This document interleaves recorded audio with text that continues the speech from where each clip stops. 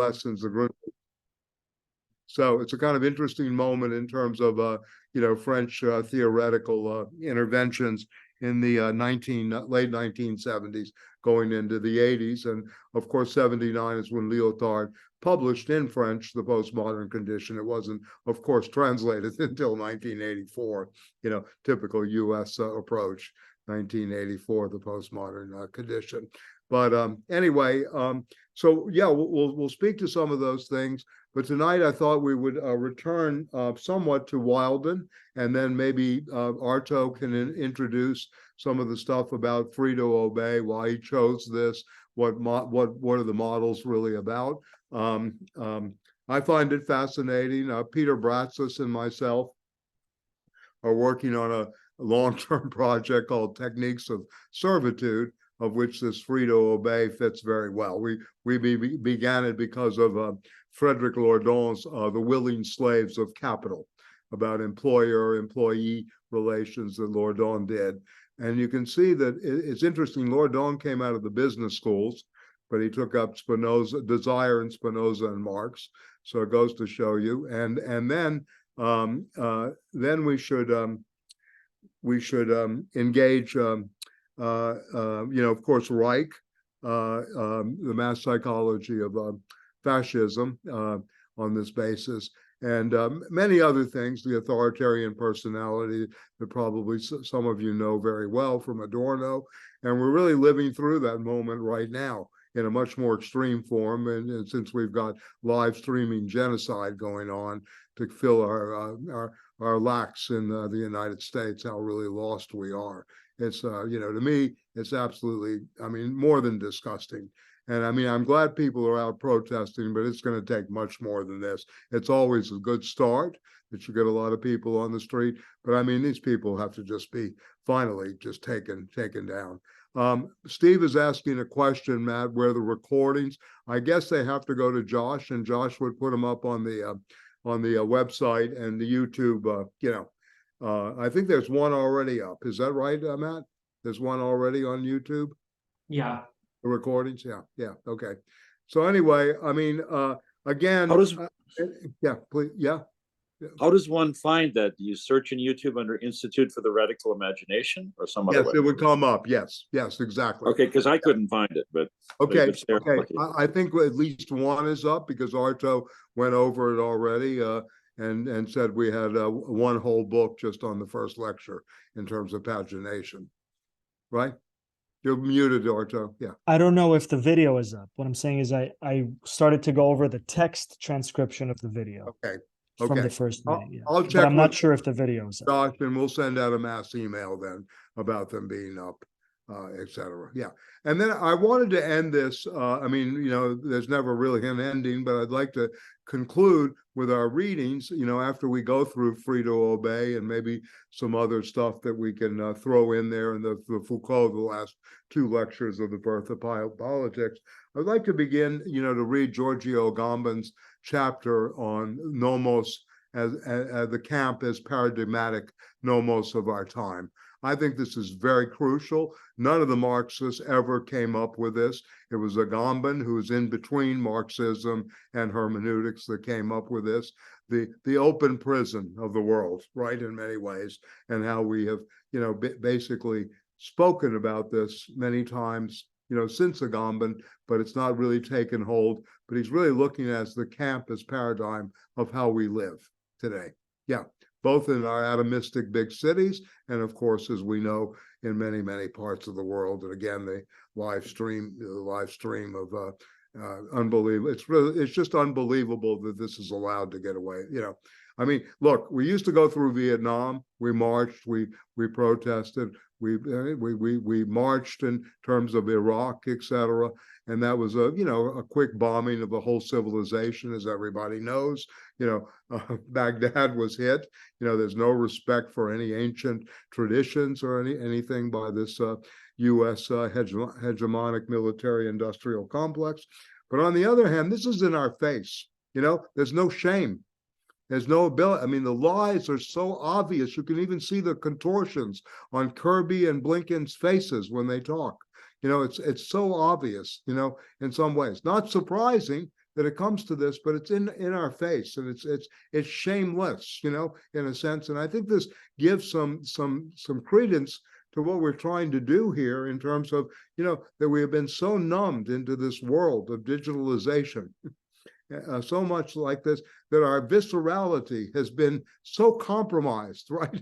In a sense, that we're not out there all the time and just demanding, and working actively for transformative change. For example, I want to say this, Cornel West, who I know, I mean, he's not a really good personal friend, but he's a friend. And, I learned that, he started out with the People's Party, right, for president. And I thought it was a good breath of fresh air, some consciousness raising, getting some people out there. Then he went to the Green Party, and there supposedly were problems with Howie Hawkins and some of their members. Then he left the Green Party. Now he's on his own again. And now his campaign manager, unfortunately, is, not well, is burned out. Right. So this is where we are as the left in North America, at least. I'm not saying, I just, I'm very flustered, very frustrated by all of this. And I don't know if anybody has real positive signs for where they are in terms of what's building as a momentum, et cetera. But this seems to me to be one of the last attempts, right, to build anything, right, given where we are. If I could play the devil's pessimism here, this may be one of the last opportunities, if not the last opportunity, to really build some kind of alternative. I don't know, Phil, you're on the West Coast. I know you're active with a group of people. I know, you're an exile from New York City because of your politics. You had to go back west to, reconnect with the Bay Area, groups. So, any reports from out there? Or I'm sorry. I mean, honestly, I was at a demonstration this morning, primarily around the Asia Pacific Economic Forum, and it was relatively small. It was nothing like the big anti-globalization marches of the past. I think it's going to take a while to rebuild, and I also think that that we can't. I don't know. The thing is we can't continue to kind of nibble around the edges. Mobilize. Because you can mobilize hundreds of thousands of people, but then nothing happens, right? I mean, there was probably 500,000 people mobilized in New York against the Iraq War, and then it just disappeared. And the Iraq War went on, and like you say, destroyed an entire civilization. I mean, the thing that I think is beginning to show, and I think we do need to rebuild a movement here. But there's also, I think, globally a different context, in that, the hegemon is beginning to crumble, and that's a good sign. But I mean, it's not necessarily the way forward, because as I think it was Kostas Lapavitsky. Yeah, I know. Yeah. I'll post in the he did a talk in Ireland, actually, that was interesting, around talking about that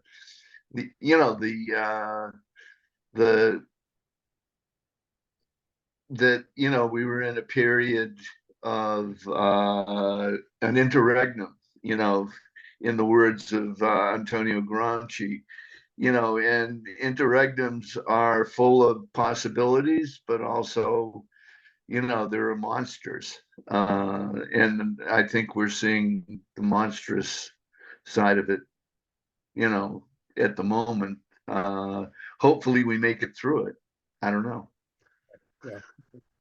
I mean, anybody else, any thoughts? I'm sorry to begin this way, but I think we're all somewhat, yeah. Liz, Beth, yeah.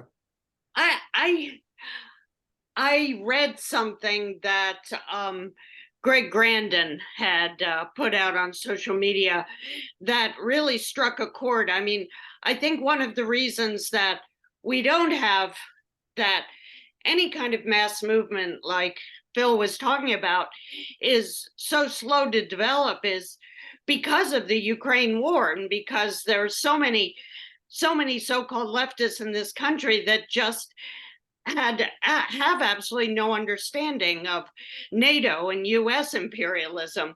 And Grandin makes an excellent comment about the recent terrific triumph, the gains of the Screen Actors Guild. But he calls it American exceptionalism, that what we have is the domestic expansion of equality at home combined with mass murder abroad, because Fran Drescher, who is the head of the union, is one of the biggest fundraisers for the IDF. Interesting to know. And by the way, Fran did not get the best contract. They did not get the 1%, of what they asked for the revenue. And I want to say this, I know you're a basketball fan, WNBA and others, right? And that the NBA, they revenue share, by the way, speaking of a good union. They're able to take part of the revenue that the owners have. There's a revenue sharing plan.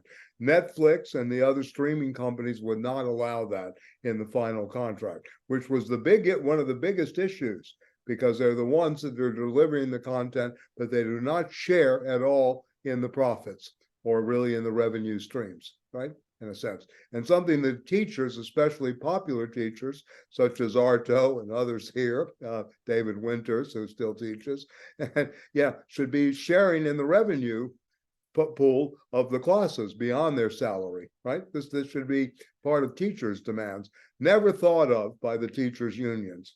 But yeah, I hear you, Beth. Yeah, and IDF, that's very good to know. I mean, I could have, we kind of knew that beforehand, but nobody said anything because they were in negotiations, right? But thank you. Yeah, Arto, you wanted to say something? Yeah. I just wanted to say it sounds good, the revenue sharing idea. Yes, exactly. Well, yeah. Yeah, I mean, but they never even think about this. Never even think about this at the union tables. It's unbelievable, the total lack of imagination in so many ways. I mean, education is turned into entertainment fully. So why don't we act as we're entertainers, right? And we're actually giving a revenue flow in a certain way, right? Going forward. I wonder if these, what Phil was saying and about the movement, I wonder if the recent lack of, or the left's total crisis in the West, but I guess can also be attributed to formal education systems. And it kind of made me think about what our friend Fursov, the Russian historian that we started the seminar with, always makes a point in his talks. He says, we have to understand that in the modern world, I guess we can say after World War II or, since World War I, just to stay within relatively recent timeframes, there are really two different types of formal education systems that are active in, and I mean, he would localize it to like Russia or Soviet, Western societies. He's studying sort of like the capitalist, imperialist elites. So he says there are actually two systems of education in places like the United States or England or the European Union. Or says one system is the public system of education, the visible system of education that ordinary citizens can take part of. So for example, the curriculum that we would study in any Ivy League school or any public university or, et cetera. And he says, when it comes to the humanities or the study of politics or anything related to the question of what does it mean to be human approached in that way, you receive a particular type of education, and the professors who teach in those programs of sociology, political science, philosophy, or whatever, they basically present a view view of the world that's academic, and it's not necessarily, or often it's not accurate. It's misaligned with actually existing politics. And he says, then there's another educational system which is closed, and it's for, in the context of the United States, it would be education system of the think tanks. So for example, the Council on Foreign Relations always has seminars running for its members. And those seminars are not secret because they're announced often, but they are closed to the public. Like, you can't pay a tuition fee and sign up for it. And those seminars in sociology, political economy, whatever, philosophy, have a much closer correlation to politics as it's actually waged by the participants who sit in the Council of Foreign Relations, right? So which I thought was an interesting idea, because if, as we know since Althusser and other people, that education is part of the ideological state apparatuses of modern societies, then it may, obviously we know this, but it's true, and we should admit it to ourselves, that the narratives that are generally taught in the universities about politics or about history or about, how politics is waged are often distorted. They may be distorted maliciously, or they may be distorted through ignorance or through over specialization. But the final point is that the view of a reading of World War II that somebody might get at the Georgetown School of Diplomacy probably is very different in a qualitative way than the history of World War II that may be presented at Queen's College or Columbia University, with the caveats of the various exceptions that exist when a particular professor slips through the grapevine or whatever.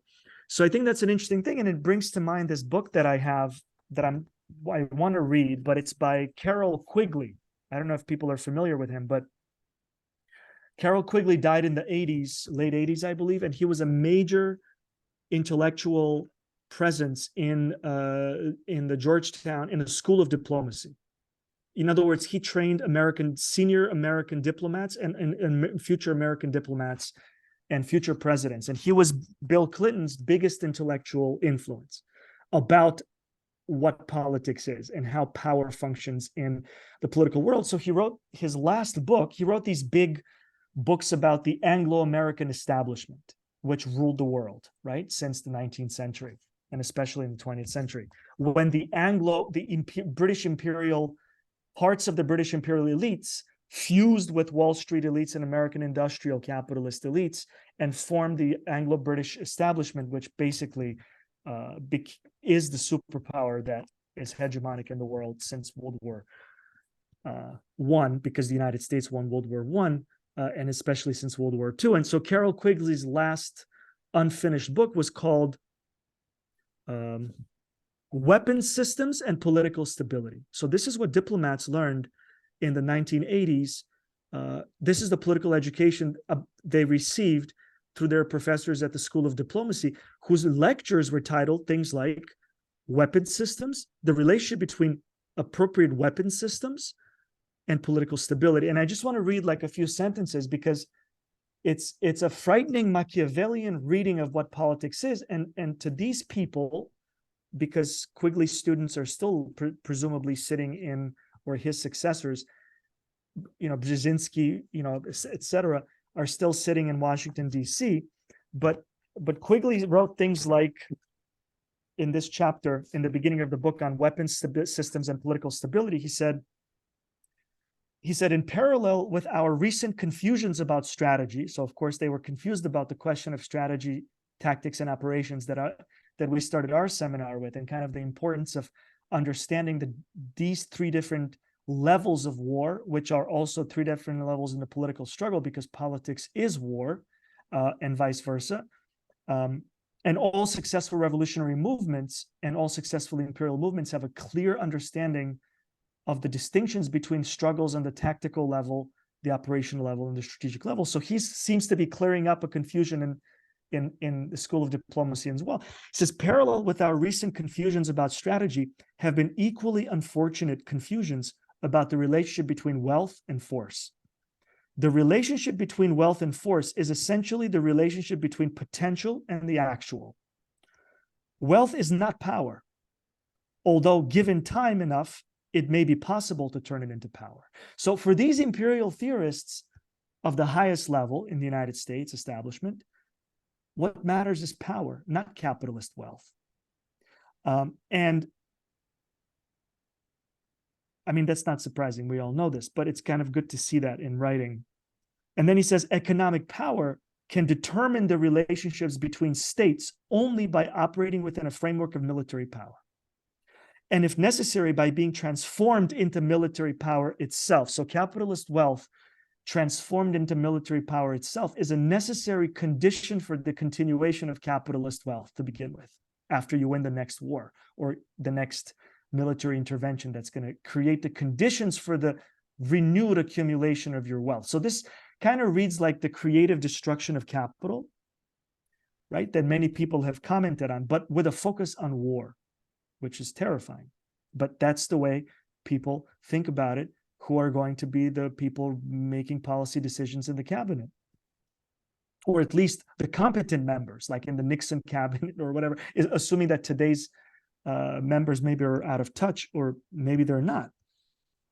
So then he says, that is, potential power has to become actual power in order to determine the factual relationship between power units such as states. I mean, he's focused on the states, but thus this relationship is not determined by manpower, but by trained men. It is not established by steel output, but by weapons. It is not settled by energy production, but by explosives. It is not settled by scientists, but by technicians. So the military-industrial complex is a necessary condition for the continuation of capitalist power, and thus permanent war is I mean, he's just arriving at this old thesis that we know.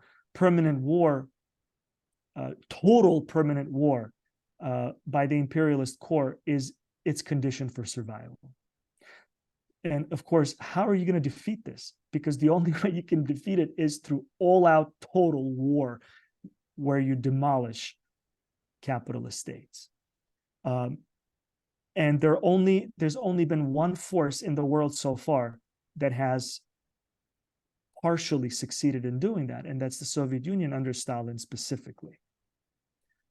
So the question of the Palestinians, I mean, if we look at it through Carol Quigley's view world, I mean, genocidal politics seems to, for these people, to be like a necessary byproduct on their hold on power, and we should think of it that way. I mean, it's in the writing, and it's terrifying.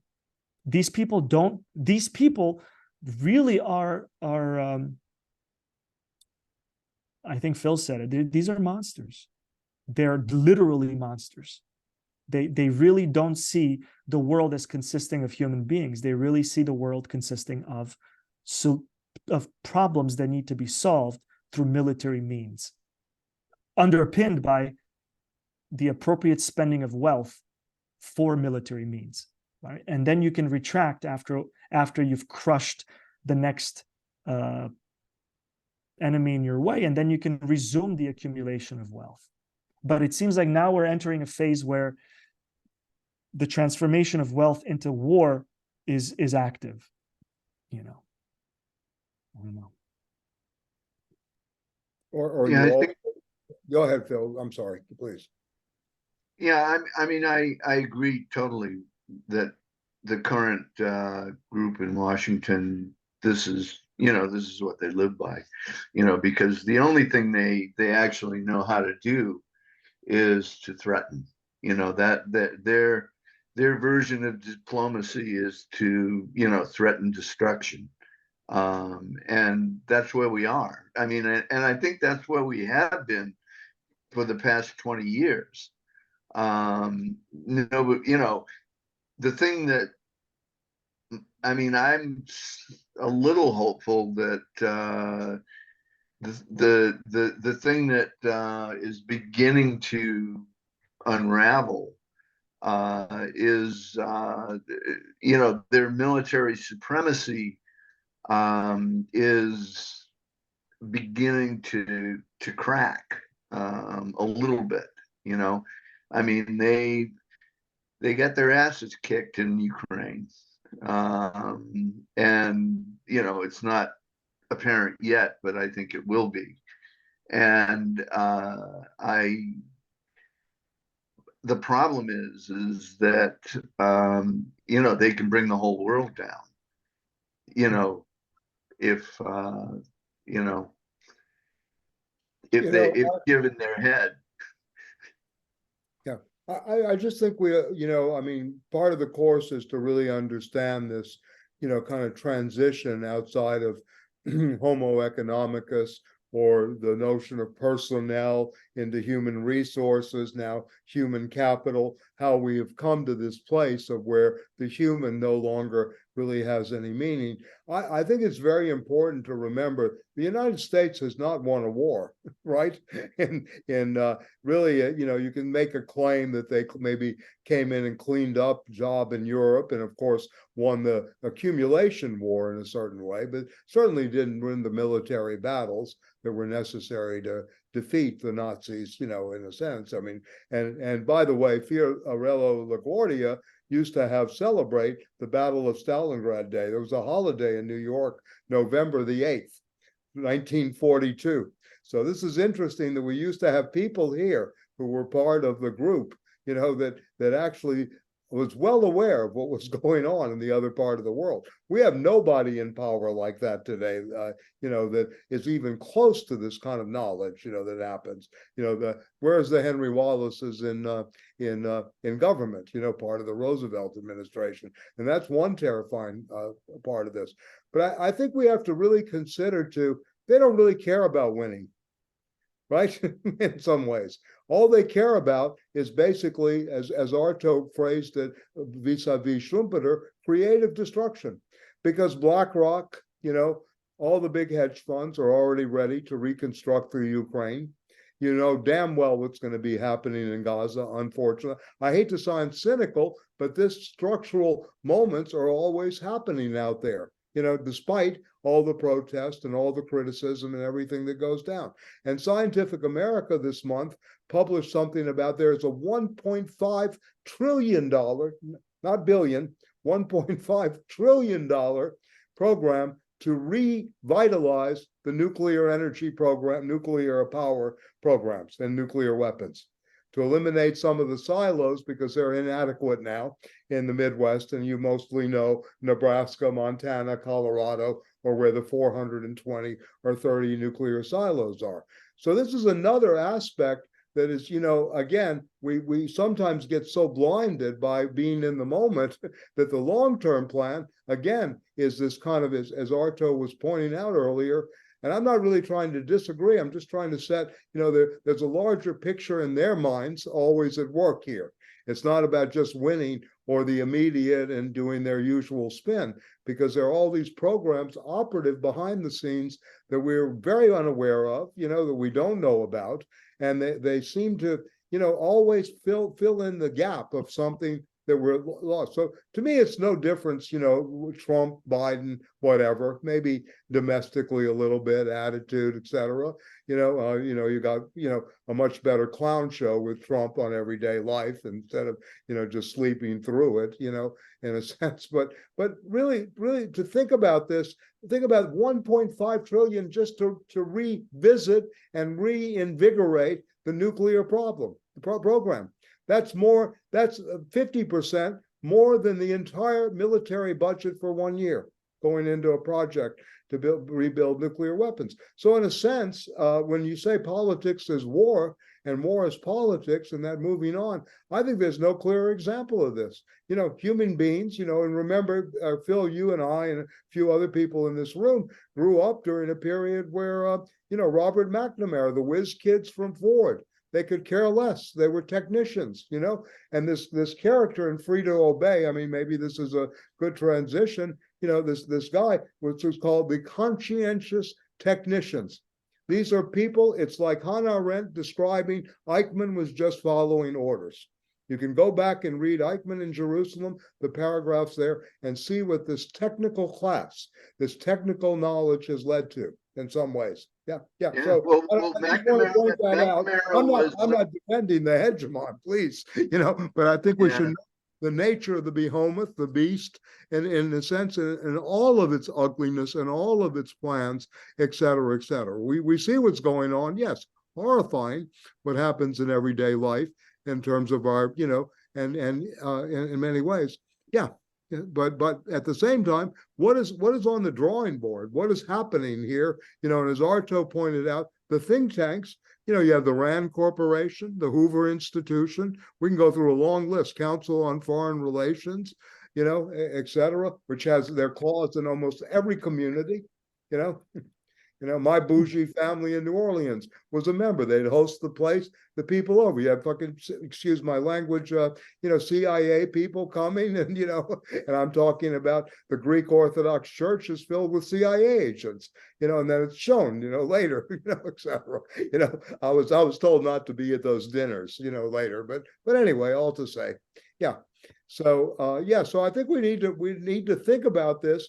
This is one of the reasons I want to read Agamben and Foucault, because I think even though they're not, quote, card-carrying Marxists in some ways, they seem to have a pinpoint on the horror at the bottom of this abyssal plane of how these people think and how they're going to, try to orchestrate stuff.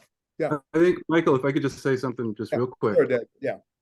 I think it's also your suggestion earlier of possibly towards the back end of this series of readings, getting into Wilhelm Reich and other readings on the authoritarian personality, worthwhile, exactly because we don't. I think it's a mistake or something like that to fetishize leadership and to fetishize the idea that what's happening is a top-down phenomenon. When the stuff that we're seeing expressed as common sense, as insane and inane as it appears to us coming out of Netanyahu's mouth and Biden's mouth, I mean, this is the language of everyday life. And I don't think that we can say that everyday life has been programmed that way from the top down and be addressing anything like the roots of the issue. So I think the ways and the examples, thinking through the way that our leadership is educated, I especially in the context of free to obey, I think is fascinating, because our leadership for the last 120 or so years has been educated in a management style that seeks to read the public and read audiences for its kind of political direction and its notion of what truth is.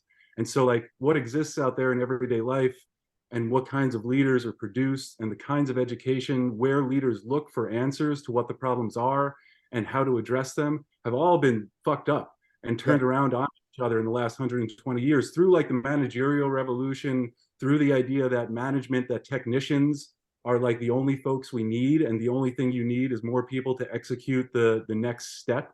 And Lazzarato and Alliés get this really well, I think, too. We can think of this moment in the Quigley moment as a third way between fascism and capitalism. And that's what we're dealing with. And Gaza is a great example of it. Capital wants Gaza because it wants to turn it into a tourist attraction. Fascism wants Gaza because it's filled with people of color who are better at everything than the fascists think they should be. And fascism wants to dominate it, and capital wants to own it. And those forces are coming together right on that little piece of territory. And it's going to happen. And we know it's going to happen because we have seen this for at least 20 years, right? The surprise, Benjamin is perfect here, right? The thesis on the philosophy of history, where Benjamin scolds the progressives for talking about how, for lamenting how this is still possible at this moment in history. That's what we saw this, as you mentioned, shock and awe was exactly this. There was no social media, but we didn't need it. Our government put it on nightly news. They showed it live, and we were bombing infrastructure. That's all that was. It was bombing civilian infrastructure live on TV. We couldn't stop it 20 years ago. There's no reason to think we're going to stop it now. And why would the people in control of any of this think that they need to behave differently today than they've been behaving for the last 20 years? And I don't think we can address any of that by, and I know everybody here agrees with this, by electing different leaders. There's a much, much deeper problem that writers like Adorno and Reich can get us closer to than I think folks who are talking about political realism and stuff like that, which, yes, exactly. I totally agree. The critique of how experts learn yes, it's also, where the fuck are they coming from? Like, how do they desire to learn this and take that in as education in the first goddamn place? You know, it's not like education has always looked that way. Leadership as a class has changed dramatically in the last 200 years or whatever. What's accepted as education, not that it was perfect before, but clearly the way that management has taken over the consciousness of how to communicate and how to think about politics in the world is at play here. So yeah, I think Wilhelm Reich and the authoritarian personality and everyday life, Lefebvre obviously have to be considered as we're considering what's coming from the top down and how people are being guided by that. Because I think if you cut the top off, it'll grow up the same exact way again. It just doesn't matter, you know. How many Father Coughlins do we need before Exactly. getting rid No, of the really- next Father Coughlin isn't the goal anymore, you know? So if I could I just, like what you're saying, David, but I still think, and I agree with you, and I think one of the problems we confront, or people who are disgusted by capitalist, imperialist violence, or just capitalism itself, I think one of the big problems we confront is that politically speaking, the capitalist, just for convenience, the capitalist class or whatever, our political opponents, they spend extraordinary amount of time and effort to shape the language of everyday life. And it used to be that revolutionary politics, whether in their Marxist flavor or related flavors, used to be hegemonic or dominate or have intellectual superiority in the world of ideas throughout the long 20th century. And it was the imperialists who were trying to play catch up, maybe by encouraging the Nazi, phenomena or the fascist phenomena, which heavily drew on, the Bolsheviks in terms of party we have organization. a very the honored revolutionary movement. person just joined us, Talal Assad, who is a well-known person. Welcome, Talal. I haven't seen you in 30 years. Last time I saw you was at the New School with David Scott at a cafeteria table, and you were working on David Scott's dissertation. So very nice to see you, and thank you for joining us. And please feel free to say anything. We've been talking about live genocide, obviously, and trying to relate it into our little class here on new contours of emerging subjectivity vis-a-vis the digital age, or what our friend Arto Artinian entitles Homo Datum. The data-driven economy, data-driven psychology of our everyday life. So yeah, welcome this is a very very astute man, and I'm touched to see you. Yes. Mm-hmm. Yeah. So yeah, you're muted though. Yeah. Yeah, we want to hear your voice. Yeah, he's muted, Orbit. Yeah. Yeah, I don't know what to do about his being muted. Tell him chat or whatever. Yeah. Hello, if you can unmute yourself, you can say yourself. You're muted. Unmute. there must be a symbol. Oh, now he is. Now he's on. Good. Thank you. Now you can hear me.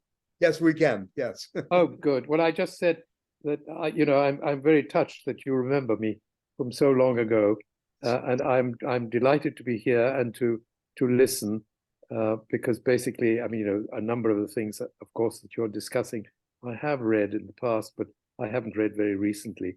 So I would like to hear what you have to say, and it sounds very exciting from what Arvind has told me, certainly. Thank you. Thank you. Just to feel, go ahead, please, Arvind. Yeah. Just the sense of solidarity at such a time is very precious. Yes. So there's a fatigue aspect to this that shouldn't be understated. So thank you, Michael, and thank you, Arto. Yes. Thank you. Absolutely. Thank you for both of you. Yeah. Arto, if you don't know Talal's work, you should know it. Yeah. Oh, he in some ways he is in a midst. He's a different kind of Maxine Rodinson, in a way. Yeah. If you know Maxine Rodinson, a very nice compliment. compliment. That's a very nice one. Thank you. Yes. Well, thank you. I'm grateful to you all for Context. inviting me. Thank you. Yeah. So we're at the stage where we've been reading. We started with Bernard Stiegler's work on for a new critique of political economy. That was his work about 10 years ago, 12 years ago, where he tried to revisit Marx and create a kind of new language, of disindividuation, for alienation, symbolic misery, for depression, etc. And I think was much more timely and a new vocabulary, a series of neologisms. And we're also going to be reading we're reading a book.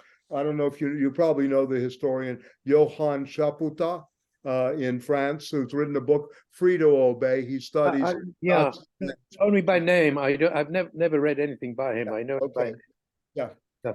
So, and Arto has brought us some very good, interesting voices from the East, from the formerly Soviet Union, now Russian Federation. He's brought us some very interesting people.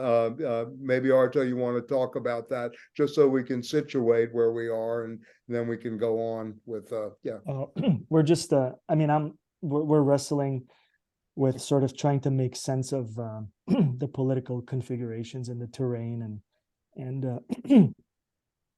maybe one of the things we're trying to follow is Michel Foucault's thought that just the way war is the continuation of politics through other means, then the flip side of it is also important to consider, as politics is the continuation of war through other means. So having started from there, and Foucault's late lectures about the changing nature of capitalism and its dominant political ideology, of how Homo economicus perhaps is itself being transformed when in our times, cybernetics has left the science labs and it's become socialized and entered the boardrooms and the military industrial complex, and it's beginning to function politically as a form of increasingly hegemonic ideology. And how is that perhaps changing what does it mean to be human, and thus the political transformations of contemporary capitalism, or whatever we want to call it, this thing that we're living through. Yanis Varoufakis has recently called it techno-feudalism. I haven't read the book, so I don't know what to make of it, But also the question of genocide, and this was my personal interest in sort of reading this book by Chapoutot. I understand he's a prominent French historian who studies the Holocaust, and specifically in World War II in Europe and Nazi politics. And for me, what interested me in this book was, I'm trying to make sense of the war in Ukraine, mostly for personal reasons, because half of my family is from the former Soviet Republic of the Ukraine, and I have a very hard time understanding the transformation of Ukrainian politics and Ukrainian state into essentially a neo-Nazi state, or the rehabilitation of all of the major figures of the Ukrainian collaborators during World War II in a society where the ratio of anti-fascists and fascists was over 10-1, right? So there were about, officially, according to the latest historiography of World War II in the Soviet Union, there were over 3.5 million Ukrainians who fought in the Red Army, and there were about 300,000 who fought in the Nazi United European Army, as it was known.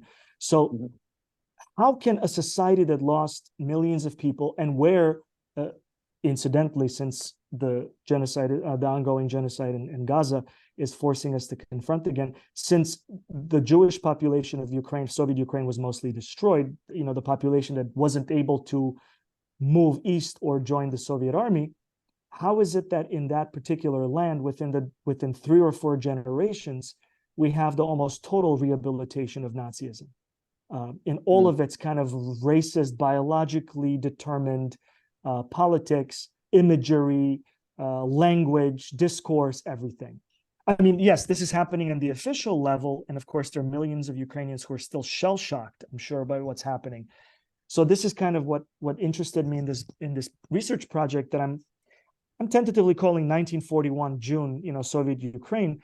And as I started reading about, very more closely than I did before, on what really was the Nazi plan for the colonization of that part of the world, you immediately see the parallels with the British Empire, of course, from, you know, a century ago, or it's, you know, and then you immediately see certain other parallels emerge, but I just wasn't able to understand logically and rigorously. And then, of course, this book kind of clarified it for me, like the managerial language and what the true political essence of the Nazi movement was. And as you know, the political energy of the Nazis and their political ideas were far more dynamic than the caricature, kind of sterilized imagery that is presented to us more often than not today is. And of course, we can see its tentacles and its practices elsewhere in the world today as well, which is even more kind of troubling in its transformation. So I think that's how I arrived at this book with Michael, because just by way of statistics, in 1944, when Kiev was liberated by the Nazi occupation, from the Nazi occupation, there were 7 or 14 Jews left in the city, according to the 2 official historiographies. 7 people who were left standing, and out of a population of 30% or so of the Soviet Ukrainian population that was Jewish, the end of World War II left statistically close to 0, right? Now, how is it that from this kind of a catastrophe, you move on to a contemporary politics, which is naming the main boulevard in Kiev to be the Bandera Boulevard? You know, Bandera was one of the main collaborators. He was formerly a colonel in the German army, German intelligence, military intelligence, and a Ukrainian nationalist fighter. Anyway, so I think this book, what I found so interesting in this book, and I'm very curious about what other members of the seminar think, is first of all, what the Nazis felt about the state, that they were so radically anti-statist. They were so radically anti-statist. They favored a very small state, as you know. They favored a very temporary state structures that would be created on demand and destroyed on demand after they had fulfilled their function. So just-in-time production, which we popularly attribute to certain innovations that began in Japanese car factories in order to compete with the American market in the 70s, late 60s and the 70s, using modern computing technology and robots. Just-in-time production as the new face of the so-called neoliberal economy, with maximum efficiency of production and et cetera, no stocks that are held in warehouses, because the car will be produced the moment the customer paid the initial deposit for the car.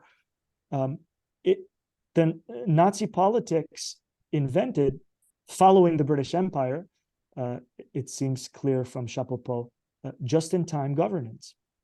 In order to deal with this optimization problem of how do you control over a large empire of inferior subhumans, who certainly cannot be allowed in governance, how do you control a mass of people who are subhumans with the minimum number of capable administrators? So that was the optimization problem that underpinned the brightest minds of Nazi Germany, and the Führer understood this, right? And so the Nazi political revolution was far more damaging because it was far deeper and far more integrated with liberal politics and liberal capitalism. I mean, after all, the small state, right, and the night watchman as the state did not start with Hitler, as we know. I mean, John Locke commented on it. The entire vanguard of the bourgeoisie of the 18th and the 19th century were obsessed with keeping the state small and maximizing the freedom of capital movement and et cetera. So this is sort of what got me into this this book, and we can start talking about it. I mean, one of the things that Chapoutot mentions in the prologue is the hunger plan, and I don't know if people are familiar with the hunger plan that the Nazis had in World War II, but the hunger plan was the plan for genocide of the Soviet Union, and it was part of a larger plan called Plan Ost, Plan East. And it literally reads like South African apartheid, except with more high-tech weaponry and computers, because they used, fundamental kind of early generation electrical computers called the Hollerith machines, which was the sort of the first generation IBM kind of mechanical electrical computers. I mean, Phil would know this history better than me, and how the Hollerith machine became later known as International Business Machine. One of their major clients was the US government, used for the census, counting of the census ballots and its punch cards, but also Hitler's government was an early user of early IBM electromechanical computers for the purposes of doing a census, for the further purposes of establishing a racially cleansed and racially pure Reich. And so Plan East, which is just a side point, but for me it's interesting because it's about genocidal politics. And, I mean, just to make a parallel, the idea was you're going to occupy the Soviet Union after the war ends. They did statistical analyses, large-scale statistical analyses, and they figured out that 70% of the population is surplus. And it must be slated for immediate execution, or if that's impossible logistically, through controlled, I think the phrase was controlled dying out. This was like the more vulgar kind of internal comments, but the official bureaucratic language had to do with like controlled reproduction. And, so it was going to be basically shepherding these 70% of the Untermenschen slated for menial work or no work because they're useless to them, but you got to do something with them. If you're going to put them to work, but not everyone. Well, you're going to hold them in certain areas where they can kind of move around, but they cannot exit. There will be food available to them, but the food will be scientifically calculated to create undernourishment significant enough to start affecting the production of the following generation. So the idea was you're going to basically encourage the dying off of succeeding generations through some combination of physical extermination and kind of inhuman conditions of social reproduction, essentially open air concentration camps that could be huge in size. And then every so often, in between these areas where the targeted population for dying out would be located, primarily Russians, Ukrainians, Belarusians, and Poles, and every minority that exists in there, short of the German minority, which would be moved westwards into the core of the Reich, there would be these little settler towns which would be armed, and they would be deputized, and they would have the military and the legal right to use deadly force against the Untermenschen. They would help the army preserve order, and they would be given patrol functions, and they would be given the right to have land, to take the land that they choose and then work it, but then by themselves, and also using some of the slave labor or near slave labor of the locals. But they would also have weapons, even though they wouldn't be the military or the state. So you kind of see the, I don't know. So that was the hunger plan in Plan Ost. And of course, the question was, how are you going to control this process? How are you going to control this process with very few administrators relative to the large number of millions of kind of flawed semi-people that you should shepherd onto their deaths before you liberate the space for further development? And I don't know. So that piqued my interest. And I don't know. I'm still kind of shocked by sort of the cynicism and the vulgarity of this planning document, which I don't think met its justifiable punishment at the end of World War II. Because as we know, West Germany, in the course of the Cold War, rehabilitated most of the higher level and especially the mid-level Nazi cadres. So Michael, do you want to sort of I was just introductory comment as well, sort of how you focus on one very good point here, this hunger plan, which was part of the thing that always has interested me is how this was transposed after the 45, 46, and you just mentioned the rebuilding of Adenauer's Germany, etc., how this started to filter into the United States. So, the Nazis had a notion of equity, rewarding work, right, versus that of equality. So the task after World War II, it seems to me, theoretically, for this management, theorists, was to try to merge equity, right, rewarding with equality.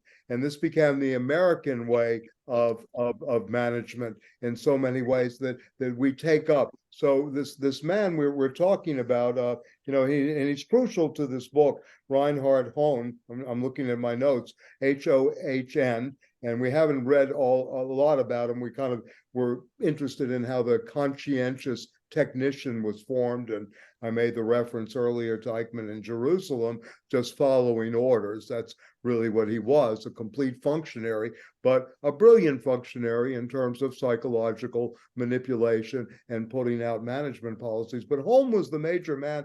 He wrote a book as late as 79, so he survives, the book. His book is called The Technique of Mental Work, Overcoming Routine, Increasing Creativity. For the American management, right? Overcoming routine and increasing, creativity. Staff well-being was something that became the integral part of this Nazi managerial thought that leisure self-care had meaning only in relation to work, right? Only in relation to work, and that they existed, right? Leisure and self-care to relax and recharge the productive individual, Homo economicus, if we want to go back there and speak about this, and to optimize production. So he was representative of tens of thousands, maybe even more, Nazi elite, the academics, the journalists, doctors, business people, that he put his intelligence in the services of new principles, if you will, of economic growth and triumphant Western democracy.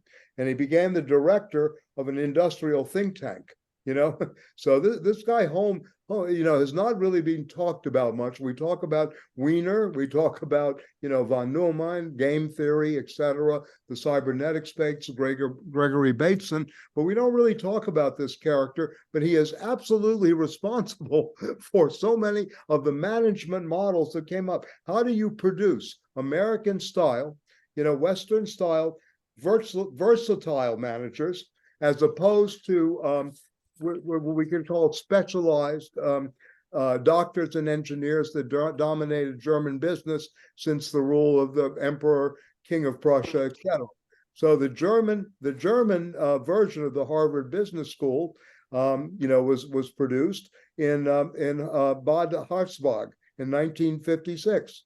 And the students were the practitioners of this, was sent by the employers to undergo a new short period of training. So you have to think about, what is the reconstruction? What was its relationship post-World War II to the, quote, German miracle, right, of West Germany after the war? How did this happen? And then he had many, many things, management via delegation. How we in academia are subjected to bureaucrats today, more and more, right? How does this delegation work in these models? And this is part of this equality. Spread it all out. Give it a new instead of just a vertical structure, give it somewhat of a horizontal structure. So very, very interesting how this worked. The co-management Nazi system was supposed to prevent the conflict between bosses and employees. Because remember, the thing was joy through work was the slogan of the Nazis. This is very important, again, to remember, how does this happen? This joy through work. The free to obey workers and self-managing managers did not to think about who they were or what they wanted, since they did not exist outside the common biological growth, if you will, towards economic growth and only biological growth. There was nothing really about identity in this, or the development, as you say, Arto, of the human.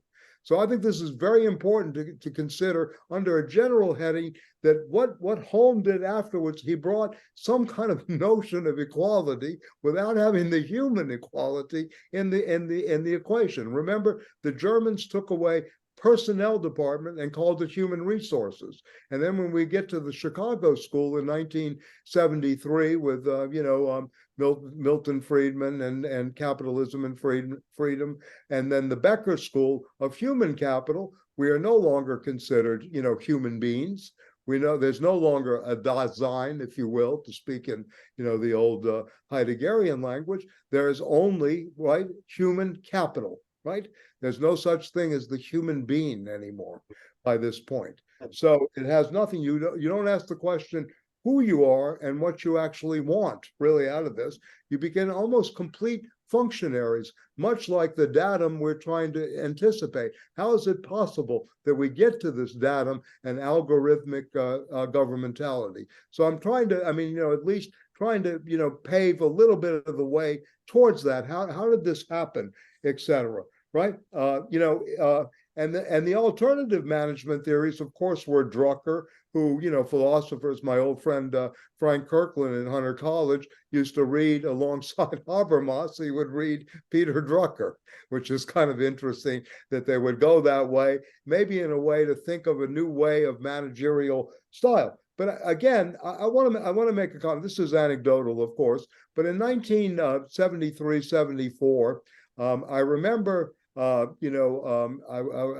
was then at just started Johns Hopkins, and I remember the story hearing at Yale what the most popular classes were. The two most popular classes, even though you had this enormous wave of French structuralism, French post-structuralism, the Yale School of Deconstruction, all these interpretive strategies and conflict of interpretations going on. The two most attended courses at Yale University in the 1973 were David Geffen, who you know of today, he has his own museum and big donor. He was Electra Records there on management, and Howard Cosell, who was a sportscaster, maybe some of the younger people don't know, but Muhammad Ali's sidekick, right, on sports. So sports and business somehow come together, right, in a very interesting way, right? And and what's born during the 80s is ESPN, 24/7 sports. How does this begin to, cloud so much, right, et cetera? And this is all happening in the post-countercultural, post-Vietnam era. How do you mend the society? What is going on here? So for me, this is, I think, also very important to keep in mind, what are the counter strategies that led to, really where we are today after the possibility of the 1960s. You all know me. I lived through, the all power to the imagination, the Henri Lefebvrean moment, the Castoriadis moment, Sartre's spontaneous freedom, et cetera, the great moments of May of '68 and the Italian autumn, at least in the West, right? And then in a way, it's very interesting, right? This Höhn is very important because he is the one that really sets up this new model of business practice. When the Harvard business, everybody started to go to business school. Wharton School of Business, everybody started to go to law school. The humanities, we talk about how it's decimated today. Well, the decimation started very much, I think, in this period, the 70s and 80s, the birth of the hedge funds, George Soros and Jim Rogers start their funds, etc. Yes, it's H-O-H-N, Höhn. I'm sorry, Höhn, H-O-H-N. Yeah. The whole book is really about, to me, Free to Obey is through the character of this person. He is the central actor in this drama. Yeah, Reinhard Höhn is put in the chat, the central actor of this. So he died in 2000. He had fallen in disgrace, for some reason, because of, the model was the new public management systems. So this whole thing of public-private too. this person, in my mind, the more I read, and I thank you, Arto, for mentioning this book. I had heard of it, but I probably never would have read it unless you had recommended it. But it opens up a whole new possibility. How do we get this distinction, public-private? Well, Höhn is behind this in many ways, right? Equity and equality, right? In so many ways. How do we get this distinction playing out in a post, of course, Kant in, What is Enlightenment draws this great distinction between public and private reason, right? And it can be drawn out very much into our times. But Höhn is doing this through actual practical management techniques, etc. So he was absolutely saluted. So this is one of the prime persons in the Nazi moment, right? That by the time he dies in 2000, he is held up as a great model.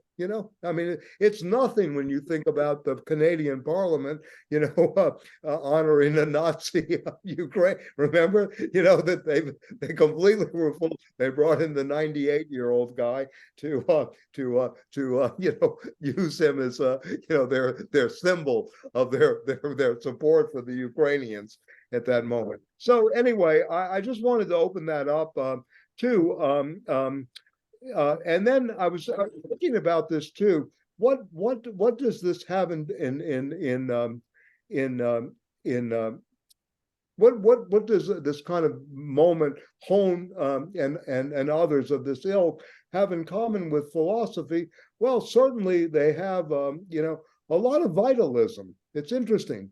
I was thinking about Lukács's attack on Bergson, and and others, in a sense that the vitalism was always very crucial to the Nazi moment.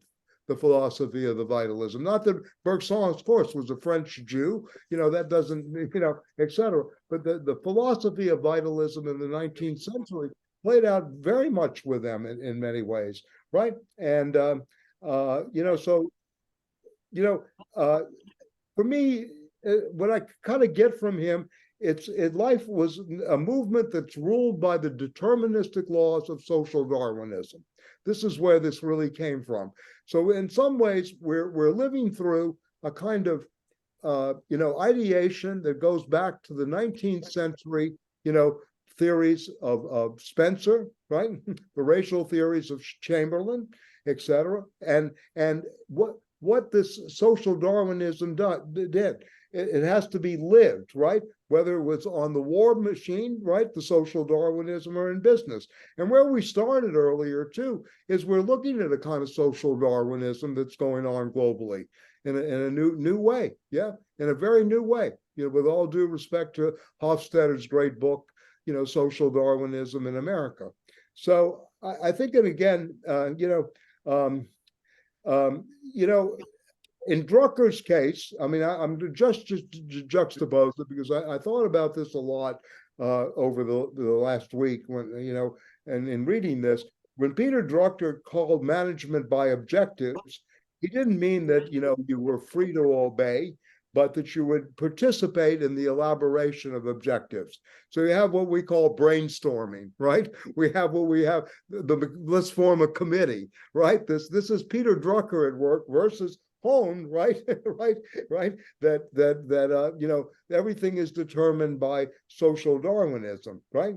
And and social promotion could be thought of as an ideal, and we see this in the schools that workers keep quiet, but right in a sense that sometimes social promotion keeps people quiet, very quiet. Yeah, in a way, we see this in terms of the grading in the universities too. People don't complain. Yeah. So anyway,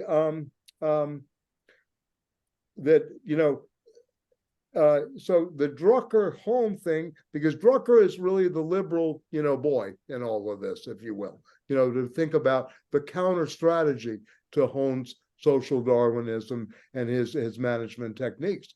Again, this is something that you have to think about, the Taylor and Henry Ford's ideas about, production lines, the clock, on the time clock, et cetera, et cetera. They adopted, who was the biggest anti-Semite of the industrials? Henry Ford, right? Basically, he would talk about the lucre-oriented, production-oriented. Productive was on the one side versus the Jew on the other side, who was parasitic. It's very interesting, these kind of things that come out, that become caricatures and stereotypes, since we're talking about language today somewhat, how this productive worker on the one hand versus the parasitic on the other, right? And how this is built up throughout, right? Yeah, etc., right? Yeah. And remember, Volkswagen was modeled on River Rouge. I think we should not leave out the American innovation here, at all, because River Rouge was a very major plant in terms of going back. So the mechanization of works relied less on glorification of machinery and technical competence, but more on organic, and this goes back to 19th century Volk's principle, organic metaphors that are supported by their folklore, right? That goes back. The principle of the Volk's principle, the folk principle, of which Adorno is brilliant on, for all, since, we have readers of Adorno here. Right, yeah. So Nazi workers were not artificially turned into productive forms, right, forces, but productivity came from a biological imperative. So you have to think about this biological element in all of this too, and the Darwinian element, but much more the Spencerian moment, and further, into this kind of social Darwinism and all of this. Right. So anyway, I'll stop there. I want to hear about people, hear from other people, because I just mentioned one other thing. It's fascinating to me how personnel departments became human relations departments, right? Human resources. And resources in German, the way it's translated, is human materials. Right? The word for human relations in German is human materials. So I think this fits very much with our general tendency in the seminar, if you will, towards going towards some kind of thinking about this homo datum today as human material, then into human capital, how it and again raises the question that it's a very serious question. What does it mean to be human? And is there any such thing? Because as you know, Foucault says, man was an invention of recent date, and one perhaps nearing its end, right? This is one of Foucault's epigraphs to, I think it was, if I'm not mistaken, in the Order and Things. I may be mistaken about that.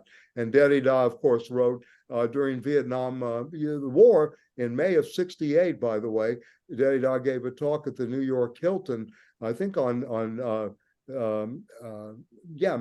of '68. I forgot, maybe middle of May, and the essay is called "The Ends of Man," which is a reading of that quote of Foucault: "Man is an invention of recent date, and one perhaps nearing its end." Well, I think these are all very, I mean, I know I'm doing a hodgepodge, in a sense, but at the same time, I think things we really need to think about. And just to go back one step, remember too, we're talking about this, but remember, look, again, Heidegger's politics aside, he was a thinker. Right? I mean, just suspend the politics for a minute and think about what he really saw in Nietzsche: the will to power, the will to will, right? That nihilism for Nietzsche was the will to will nothing, ultimately. He saw Western Europe becoming nihilistic, not only because of the Judeo-Christian, but because of its political move. Are we living through this right now, right? Is this a kind of thing, to go back, and I'm not one to go back to, and again, the religious allegory, but, are we in the midst of a kind of prophecy here, a philosophical prophecy, which you will, in terms of metaphysical principles that are playing out in our world? And, we talk about, the inability to speak, the inability to engage at some levels, in terms of conversation and communication. Well, I mean, look at Beckett, Endgame. Right. What happens? Ham and clove. They can't say more than 2 words to each other. It's a completely symptomatic play of where we are in many ways. Yeah, in many ways. And you know, who is Beckett's interlocutor in terms of the academy? Theodore Adorno. They're very good friends. He writes an essay on Endgame. Very brilliant essay, by the way, you know, on how language under late capitalism, or whatever you want to call what we're in right now, you know, et cetera, whatever we describe it, you know, technocratic capital, in a sense, we have been reduced to the inability to not only communicate, but really to speak in some ways. Yeah. And this is what Shannon apparently Horror is said. so great. Yes, please. Yeah. And yeah. this is what you just mentioned language, so I just have this quote in sure. front of me that I want, and this would be a good place to mention it. This is what Claude Shannon, I believe, said about language in those early debates on what cybernetics is, and what the weakness, as the early theoreticians of cybernetics thought, basically all of the fields of human study except their brand of mathematics were. So it says, language itself, with its, the quote begins, ambiguity, metaphorical play, multiple coding, and obfuscating exchanges of symbol systems, is an unnecessary and dangerous redundancy. Because for cyberneticists, it is the signal, the code that matters, not the meaning. Yes. Information, and then has no obligatory relationship to meaning, since only when a message is encoded as a signal does it take material form. So where does this go? So for Shannon, then, to define information as a probabilistic function without a binding relation to meaning is basically a choice. And it's a necessary choice to make cybernetics possible as a scientific field that even works. But it allows him to bracket the meaning and thus ensure its stable value. So the problem is to get meaning out of the conversation at hand, and then build your artificial intelligence systems, or as I prefer to call them, simulated human systems of reasoning. You have to eliminate out of the equation, you have to remove language itself, which is ironic because now we all talk about natural language processing and Chat GPT, you know, artificial virtual assistants. They will understand us, you know, using natural language. But the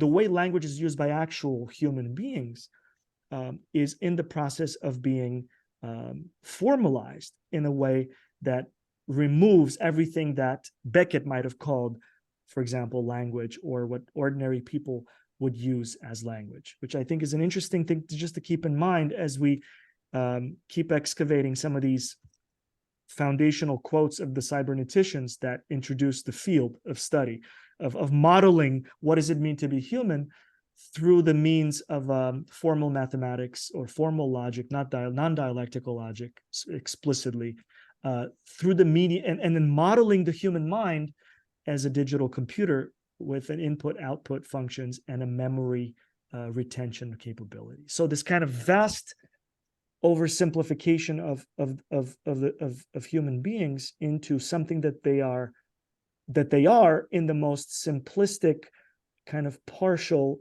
and insignificant way of their way of existing, and then to redefine that as the essence of what does it mean to be human.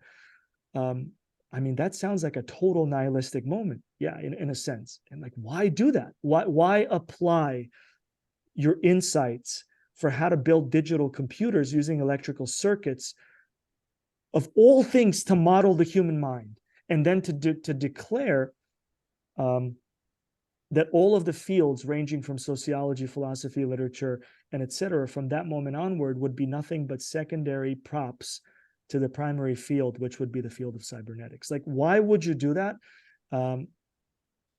Believing that that's the way forward is one of the fundamental political contradictions that needs to be, I think, might be helpful to map out as a way of overcoming this horrific tendencies. Thank you, Arto. I'm wondering whether there is certainly, as you say, this kind of claim to totality, to universality on the part of early cybernetics, but it's it seems as if, to take your own argument, the socialization of cybernetics actually led to the diffusion of its philosophical impulse into a variety of technocratic methods and procedures without its claim of philosophical totality, which was too subversive, too politically difficult to deal with. And so here you get this distinction that Gregory Bateson made between, and others, first order cybernetics, which was open to this kind of technocratic co-optation, and second order cybernetics, which was trying to model not simply systems that were observed, but as well the observer who was part of a larger system of observation, the observing system, as well as the observed system. And this was second order cybernetics, which seems to have had a more uneven spread, uneven influence. So, I mean, I totally agree with you that, you know, this, what happens to cybernetics is a very, very crucial question to understand, you know, the sort of culture and politics of the Cold War. It's a kind of missing thread that we try to bring to the surface. But the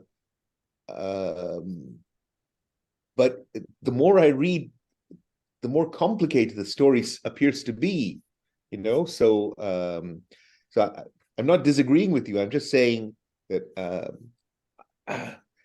it doesn't seem to be the last word to me. It's just there's a lot going on there. Yeah. No, I totally agree, and especially I think if we, and I don't know this history yet because I'd like to study it if I can.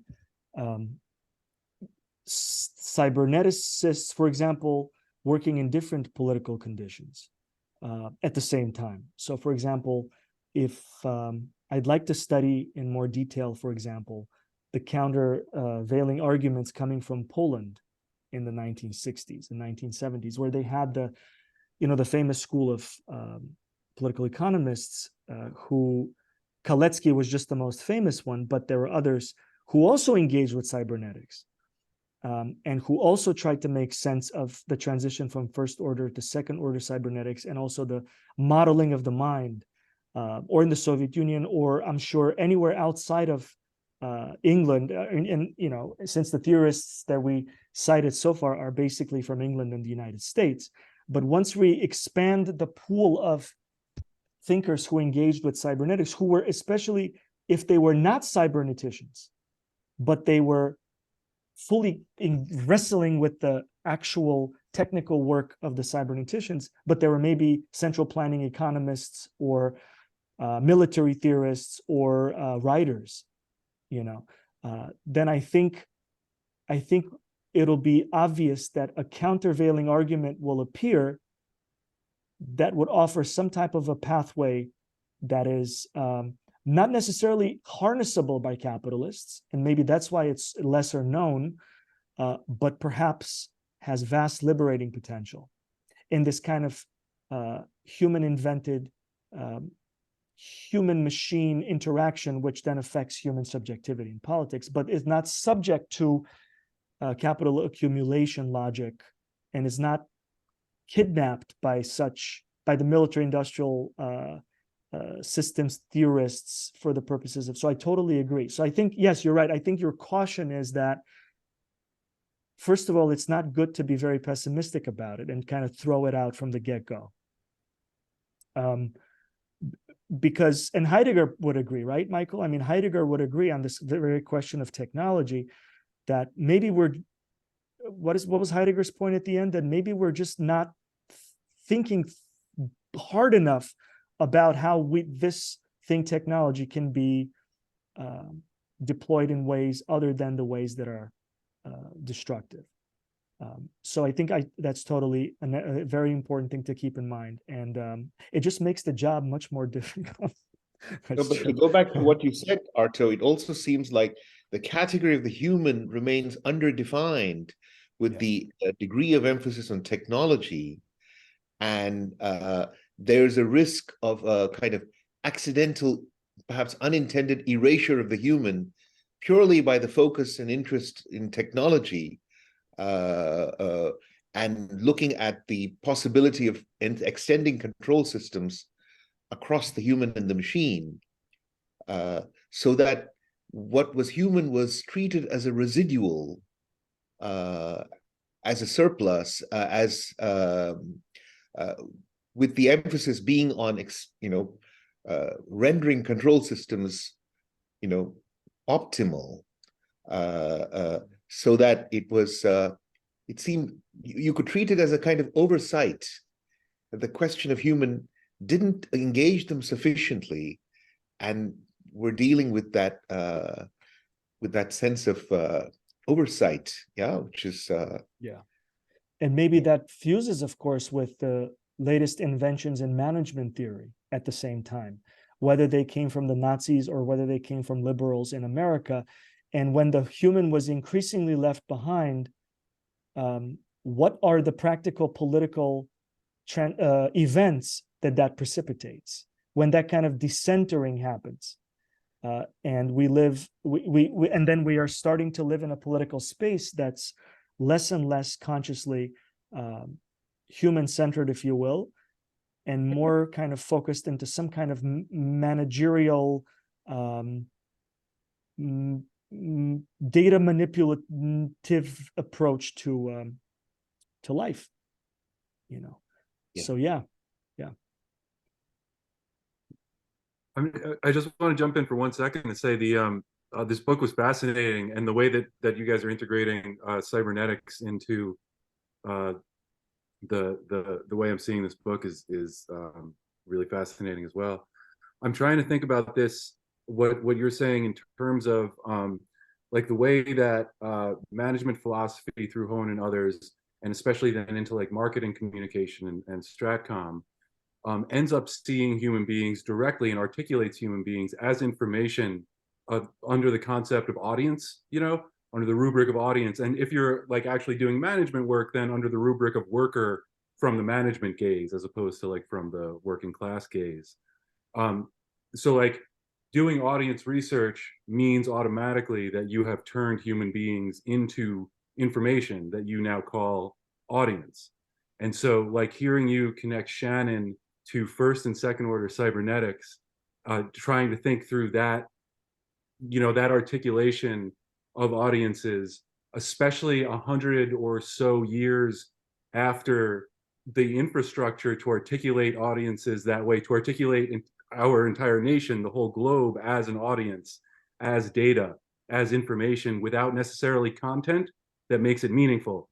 I guess going back to what you were saying about Shannon at the beginning, Arto, that like, how that fits into Homo Datum, right? Like both the production of audience people as audiences and therefore as information, and then the understanding of oneself through the culture that's produced based on turning human beings into audiences and then producing strategic culture on the basis of what you find out about them.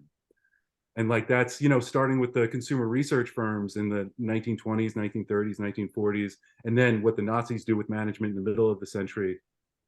This is like a very well worked out apparatus at this point. And so that kind of feedback loop is fascinating to me. And I'm seeing it or starting to see it through the lens of the conversation that you and Arvind are having. I think it's really, I think, David, if we also go back to where we started, I mean, this kind of always seems to pop up, what comes after generalized proletarianization?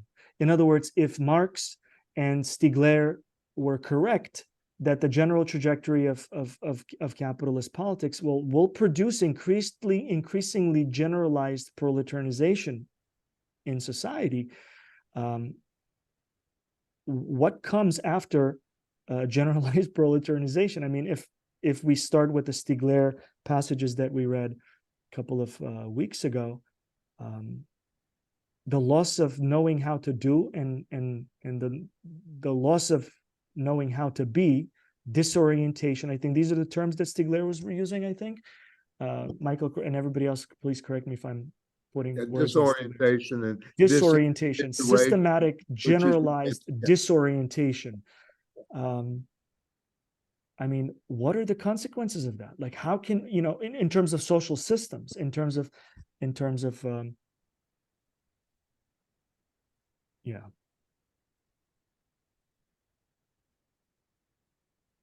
Yeah, I mean, I think to go back to this notion of socialized cybernetics, it's important to remember that, you know, Marx always talked about chance in political economy, the contingency.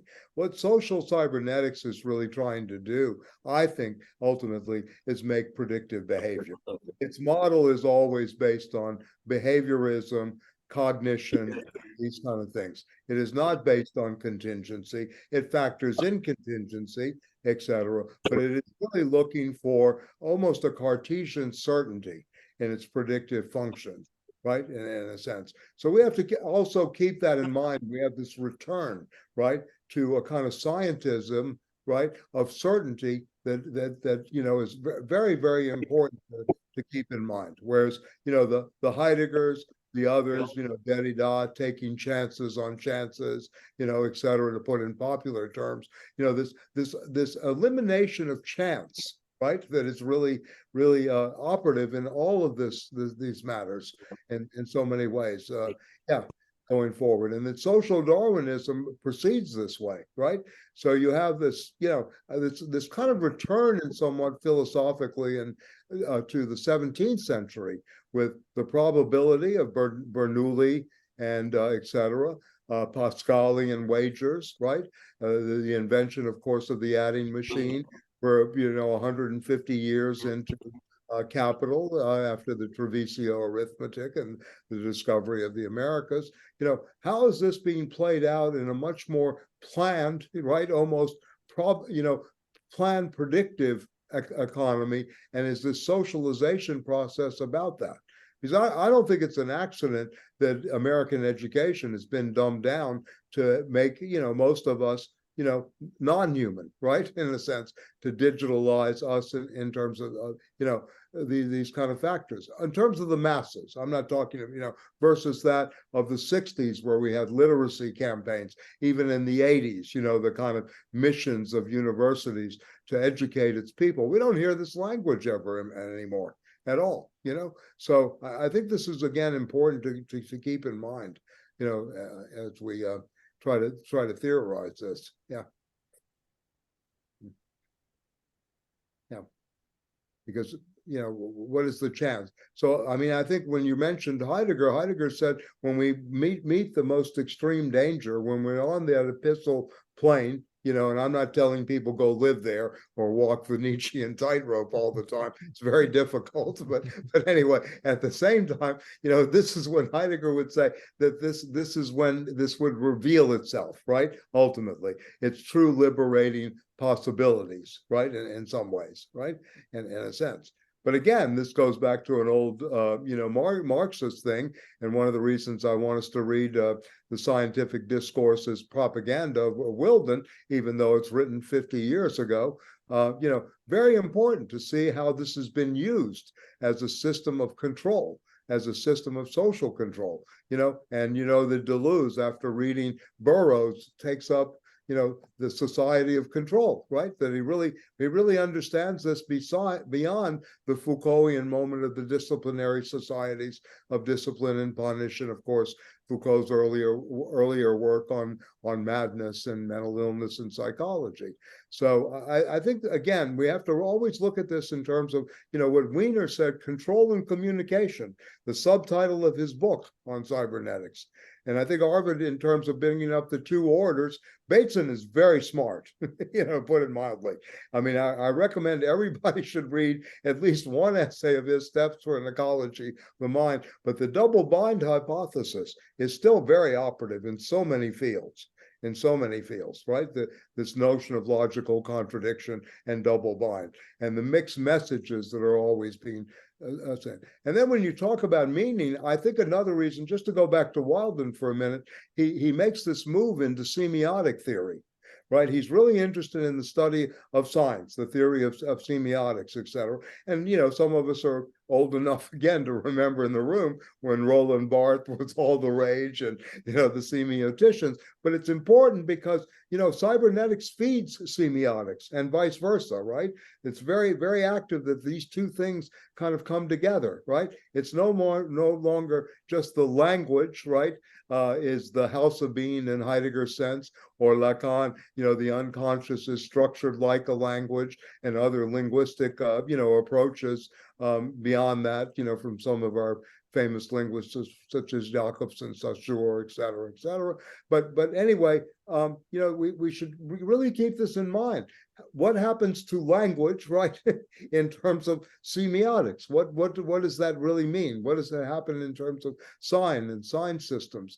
And this seems to be something that emerges during second order, semiotics, right? I mean, excuse me, cybernetics that was referred to, not only the first order. Yeah. And, yeah. So Bateson and them are very well aware of this, I think, very much. Yeah. Plus, his first wife was very astute. She already figured out that New York City would be not Long Island, and nobody could afford to live in New York City anymore. And she was saying this in the 1960s, much before all of us are being driven further out by the rents and the cost of housing. Yeah. So anyway, yeah, yeah. So. Yeah. I don't know.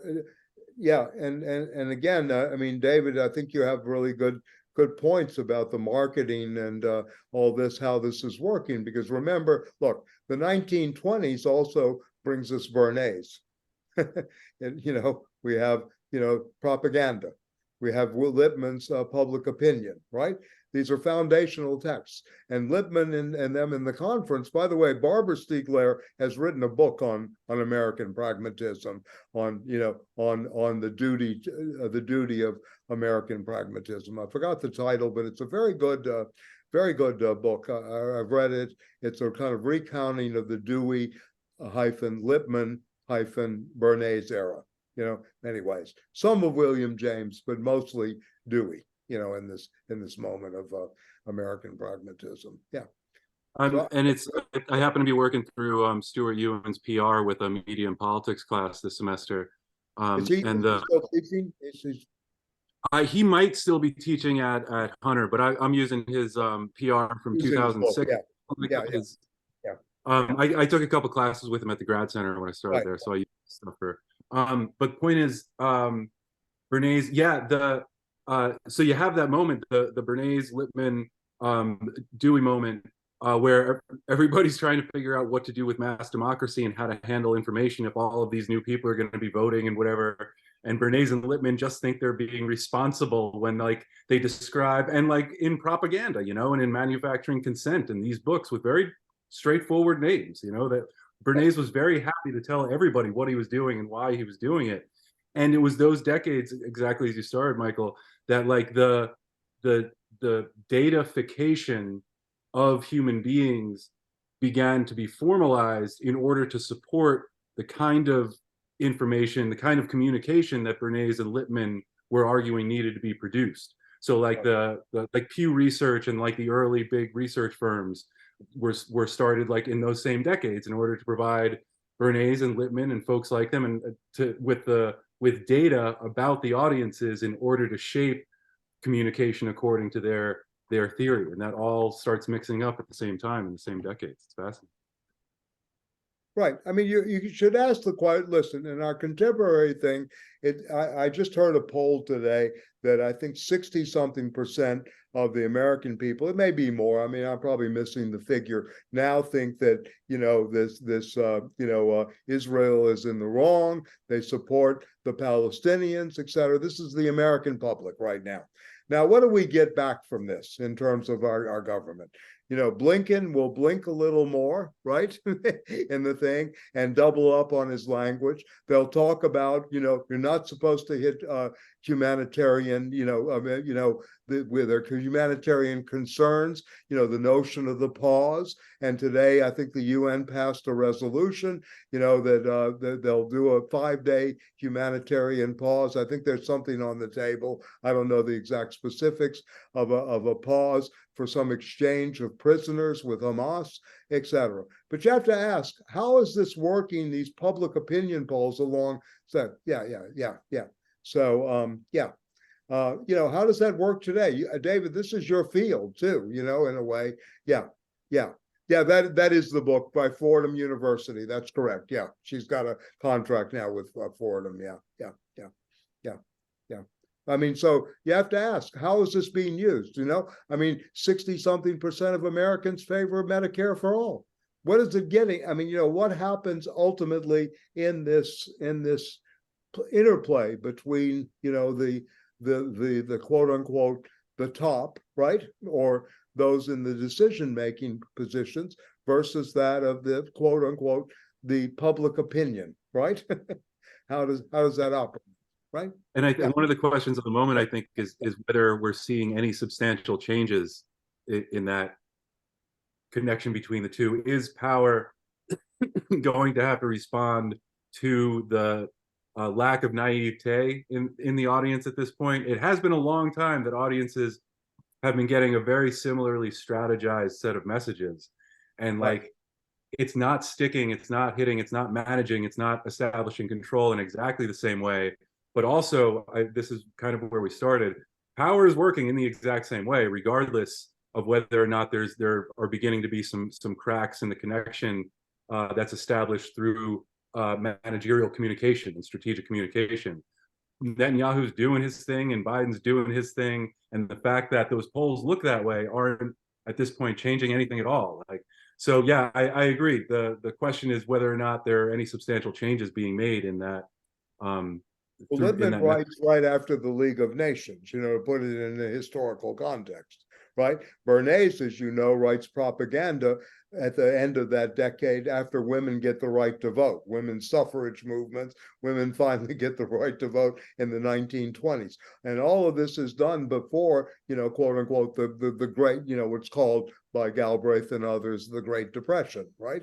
And, so I'm just trying to historicize here in a sense to see some parallel relations going on, between Ford and the Nazis, between, Lippmann, et cetera, and the building of the neoliberal order, right, if you will, not the order liberalism of the Germans, but the neoliberal order, right?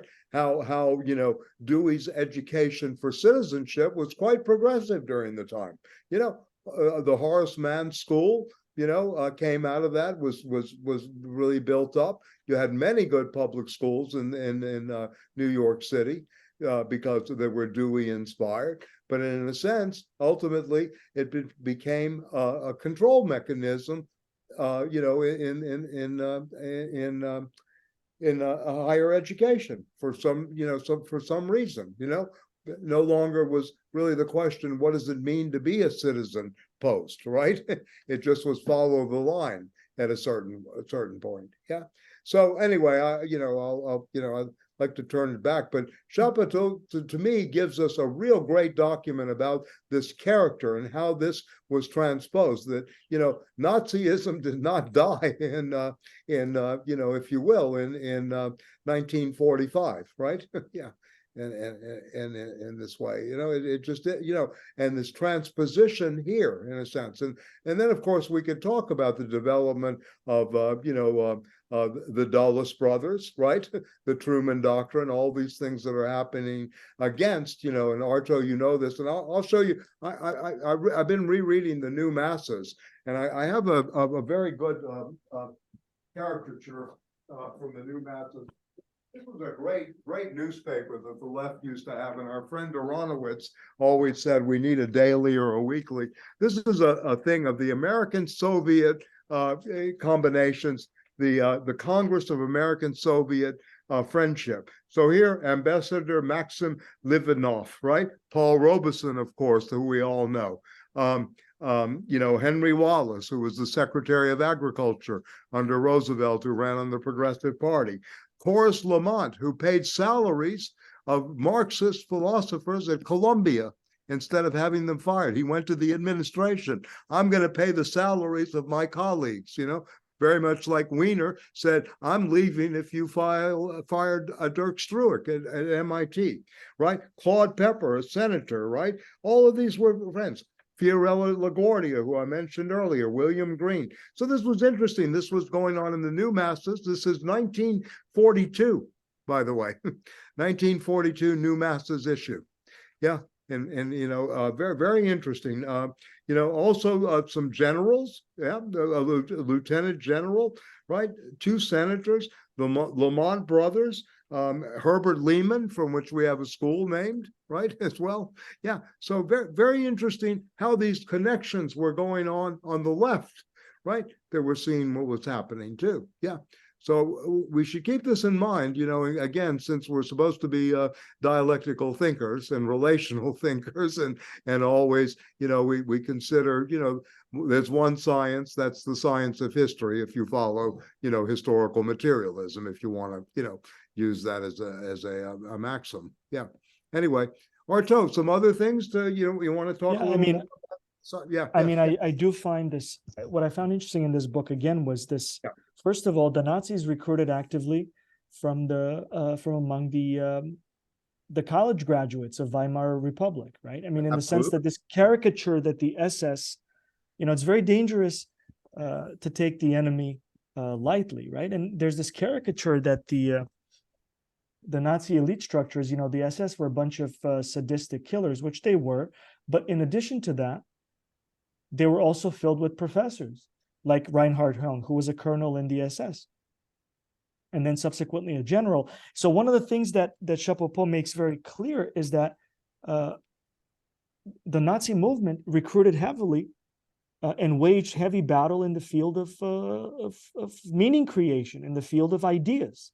Yes. Right. And they very quickly dominated the which fields of German intellectual life? The lawmaking fields, right? The fields that are directly related to the question of governance, whether you govern through the state or whether you govern through temporarily created on-demand temporary political structures.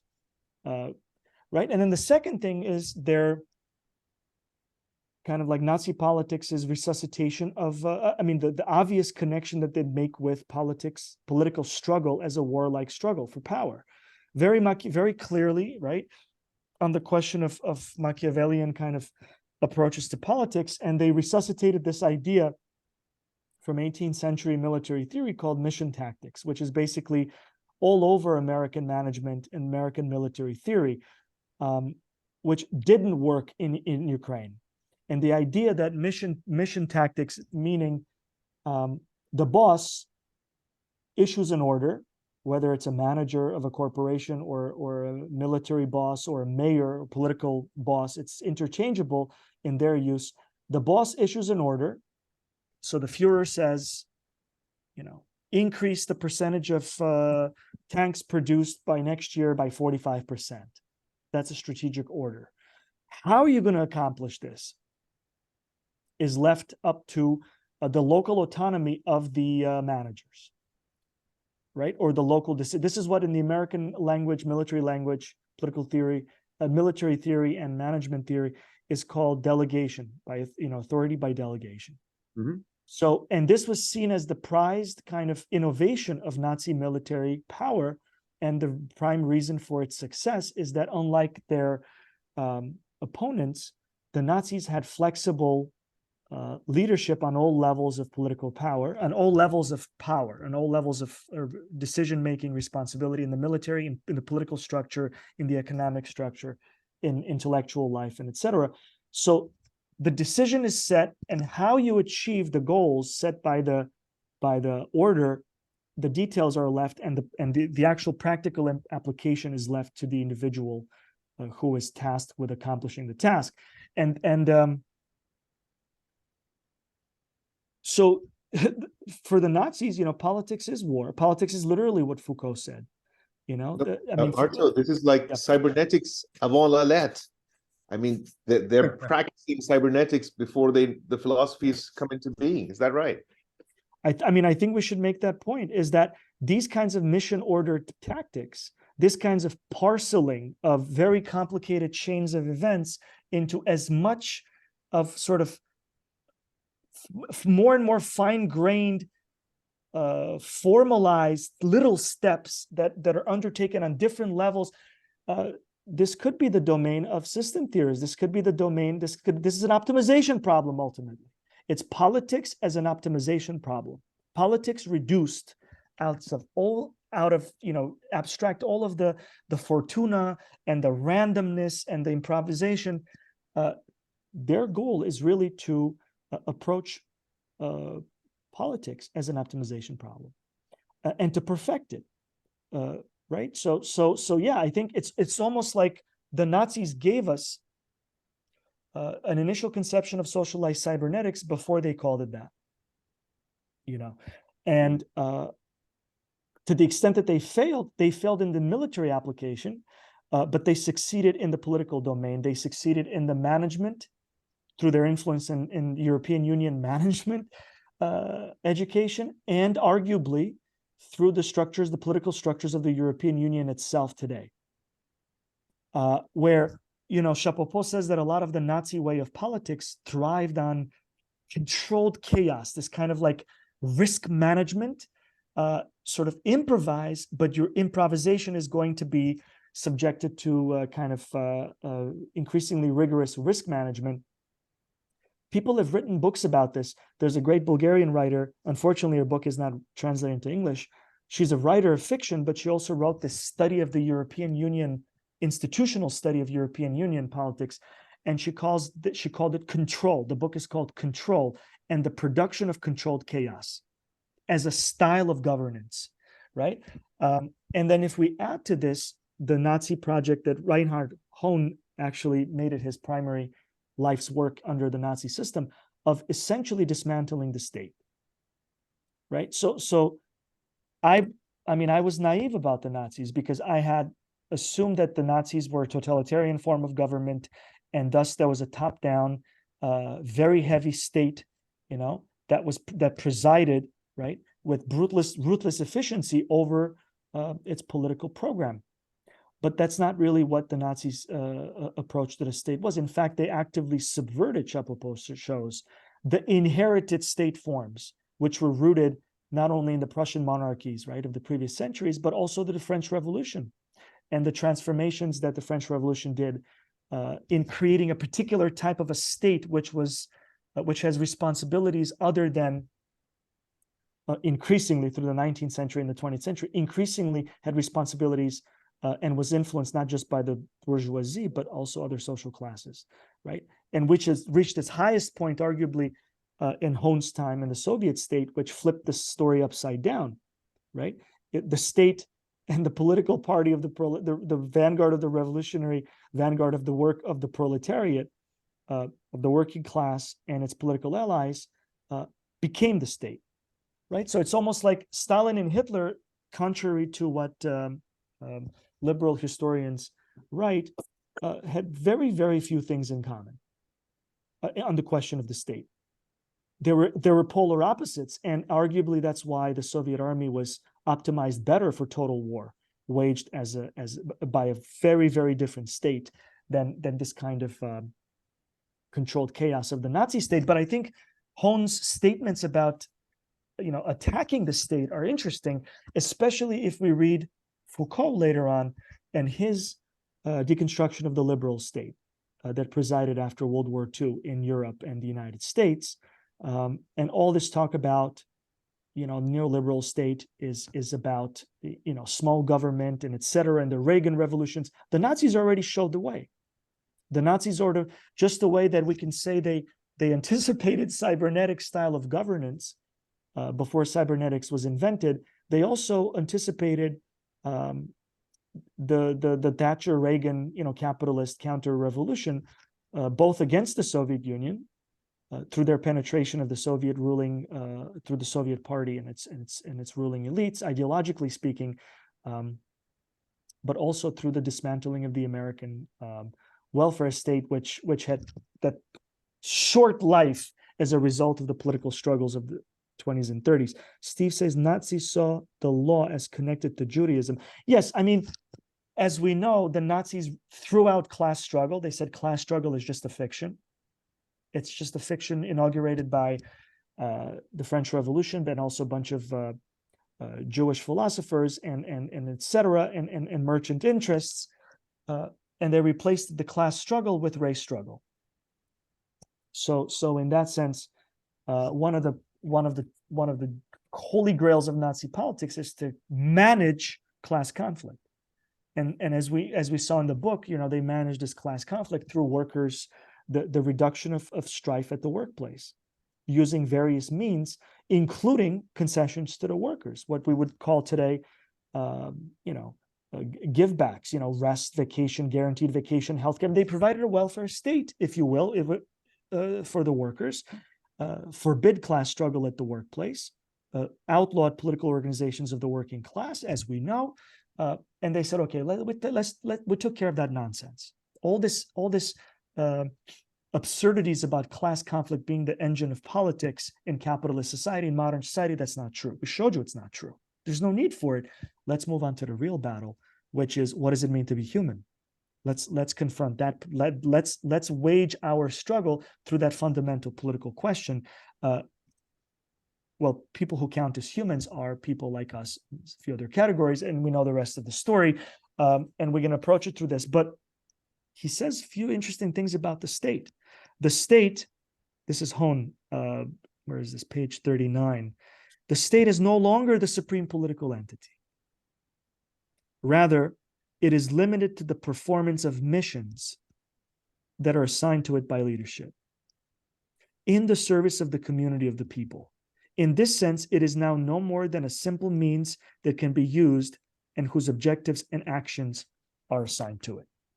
I mean, it's a pretty bold step to declare that you've basically optimized the state to perform with utmost efficiency for the people. That's both a profound ideological stroke of genius, if you will. At the same time, it's a propaganda reclassification of politics, taking advantage of the grievances of the German working class and the aftermaths of hyperinflation and et cetera, et cetera. And then they're saying, we're going to use now all of our social forces, including the state, which has been cut into shape to the appropriate shape for the wage of race war. Not a religious war, but a race war. I mean, they're frightening parallels to today, but broadly speaking. And I think this kind of critique of the state, not through the nonsensical kind of racist language or it's a Jewish French conspiracy, the Italian Renaissance leftover, but it raises real questions about, to be perfectly honest, I think the Nazi critique of the state by Reinhard Höhn is exactly the same mistrust of the state that the English capitalist class has of the state, and the American capitalist class, the Anglo-Saxon capitalist class has of the state as well. It's just formulated in a different language. The British capitalist class controls the British state keeps it in a very weak form through the City of London and through the mechanisms of the City of London. The English Queen, the King now, I guess, the English King needs special permission from the City of London to enter the City of London in official capacity as the English King. Think about what that means in terms of the state in England. The English King needs special and formal permission from the City of London in order to enter the City of London as the monarch. He can enter the City of London as a private citizen, requiring no permission. But in his capacity as the head of state, he requires permission by those people who run the City of London. So in that sense, the Nazi project doesn't really break new ground. It just breaks new ground, perhaps, in German politics. But it very much, I think, can be read to be a view of the state that the Anglo-Saxon imperialist class has of the state as well. The state can be used only for its proper purposes, which is to wage war, because only the state can concentrate sufficient quantity and quality of armed material, and it's a coordinating mechanism, efficient for war and a few other things, perhaps to grant legitimacy for private money under the rubric of public money. But then it should stay out of the way.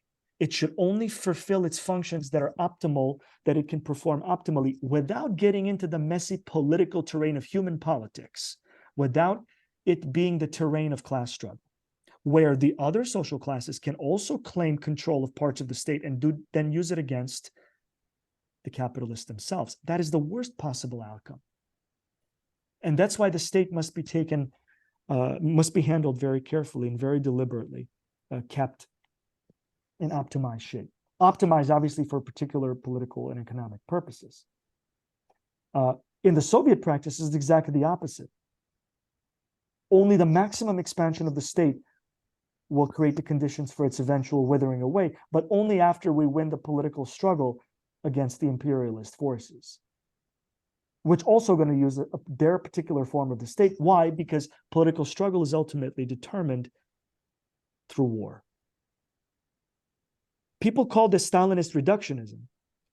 You know, there was a book published also in the 1920s in the Soviet Union, the Mass Strike as War. And it's kind of, there is an element of reductionism, of course. There is an element of oversimplification of the political struggle. But as we see from Carroll Quigley, who is not a Stalinist, but he's a liberal thinker, at the decisive moments in political struggle take that kind of struggle, you know, are decided by that kind of struggles. And perhaps not to realize that. I mean, we talked about protests, you know, it's cynical to say perhaps a little bit, but in the West, it's customary to teach the history of the Vietnam War by giving too much weight to the success and the influence of the protests that happened in the United States against the Vietnam War in affecting the course of the Vietnam War. But I've spoken to friends of mine who are Vietnamese, and they say, well, we learned about the Vietnamese, the war a little bit differently. We've studied about the protests, and the protests were extremely brave and important. But decisive events that ended with the defeat of the United States in the Vietnam War did not happen on college campuses in the United States, and they did not happen in protests in the United States or elsewhere. They happened through the projection, the conversion of economic force, resources into military force, just like Quigley said. And the creative application and sacrifice and will to power that the Vietnamese people brought in that struggle with their allies, of course. That's what won the Vietnam War. I'll tell you a funny story about General Giap. He was asked, you know, how did you pick up on patterns? He said, we figured out that the United States liked to eat breakfast, and then they would bring the B-52s to bomb us. And he knew the pattern every day when they come. After breakfast is when the United States likes to go to the bathroom, and they'll let the bombs come down from the sky on the Vietnamese people. And we were always prepared because we knew the time of day that they were coming. Yeah. I mean, you talk about it, and again, a military genius, very disturbed about his son who became a travel agent. One of the greatest generals in the history of warfare, in my opinion. Yeah, yeah. The Chinese Communist Party, how long was that political struggle before it ended decisively in the sense of the Civil War? I mean, 25 years, 27 years? Nearly 30 years. 30. So And I think major defeats. You know, defeats the left in North America have no idea about the level of defeat that went on, you know, in China, right? And in Vietnam too. I mean, you know, Ho Chi Minh was underground as a photographer, and he used to work in the kitchens in Paris, you know, when he was in exile. And this is to say, not that this kind of struggle needs to necessarily happen through military war fighting exclusively, but just like Marx says in that, what is that first sentence in the manifesto? It says class struggle sometimes takes, you know, active, there's an active phase to it, there's a less visible phase to it, but the persistence in struggle, right, against power by projecting counterpower may happen in a quiet fashion, or it may happen through battles that take place in places in the classroom or in the hospital or at the workplace, as we all know. But this kind of persistency of effort and persistency of power requires a particular apparatus that is not really, perhaps, many people are not necessarily aware of. To go back to George's question, so apparently the British monarch, so the city of London apparently has like a special juridical, it's kind of like the Vatican, right? So there's a certain special juridical powers that the city of London has relative to the British government. There's a certain autonomy, and this it goes back to some fight between the city of London and an English king, like in the 16th century or the 7th century, when the king confiscated money or didn't pay back a debt or something, or punished the bankers or whatnot. Forsooth talks about this in a lot of his lectures. It is tradition now that the British monarch cannot enter the city of London in the capacity of an official head of state without first asking, like, hey, I'm coming for a visit, is that okay? And of course the answer is going to be okay, but it's a formality, but the formality is symbolic. It's just like the Italian prime minister entering the Vatican in an official capacity. There has to be a request made. Of course the request will be accepted, but the capital of Italy is Rome. The Vatican is also in Rome. So it seems commonsensical that the prime minister should just be able to go and visit an official in the Vatican. But there's a certain formal request that needs to be made that indicates a certain autonomy or certain difference of political power, So that just shows that the British state plays second fiddle to the city of London in English politics. That's the point that I think that Forsooth is making, which sounds crazy, because we're so accustomed to think of the state as the highest unit of analysis. Well, that's not necessarily true in certain states. That's not true in the United States. That's not true in the UK. That wasn't true in Nazi Germany, right? Because the Führer actively subverted the Nazi state, parts of the of the administration, of the civil service, of the bureaucracies, and etc., in order to remake it. And that sounds weird to my ears if I'm taught constantly on TV and in school and whatever that the state is always the highest level of analysis when we study politics. And that's also what makes the American political system so resilient in a certain way. Again, against its enemies, people have argued, right, that the U.S. dollar is ordained by the U.S. Treasury, which is part of the federal government, but the value of the U.S. dollar is not set by the U.S. Congress. I mean, it's nominally set when it authorizes the Federal Reserve, right, to set the interest rate, but the Federal Reserve governors are chosen from America's capitalist class. They're not chosen by the American people. It's Yet created by the American capitalist class. The banking class, J.P. Morgan, created the Federal Reserve. Of course, and thus by extension, ultimate political power in the United States is not held at the hands of the voter, as we're popularly taught to accept. A lot more power is wielded by the unelected governors of the Federal Reserve, who, by setting the interest rate that new money enters the new economy with, automatically determine the interest rates of everything else connected to the U.S. dollar, including the budget of the United States government. So to say that in parliamentary democracies the citizens have ultimate power, which is like every school student in the European Union studies that lesson, it's factually wrong. So why perpetuate it, right, in that sense? But I think these battles are part of the battle against the state. And what is the state, and how do we think of the state? A lot of Marxists see the state as the executive of the bourgeoisie. Of course it is, and the state is the enemy. But the state is also, approached as an enemy by non-Marxist forces as well, but for very different reasons, and that should be clear. I think that's Chapoutot's point, that when you think about the state and the Nazis, commonly held assumptions are wrong, and they're actually much more similar to the liberal states in their view, to the liberal, to the bourgeoisie, to the finance bourgeoisie, to the finance capital than we think.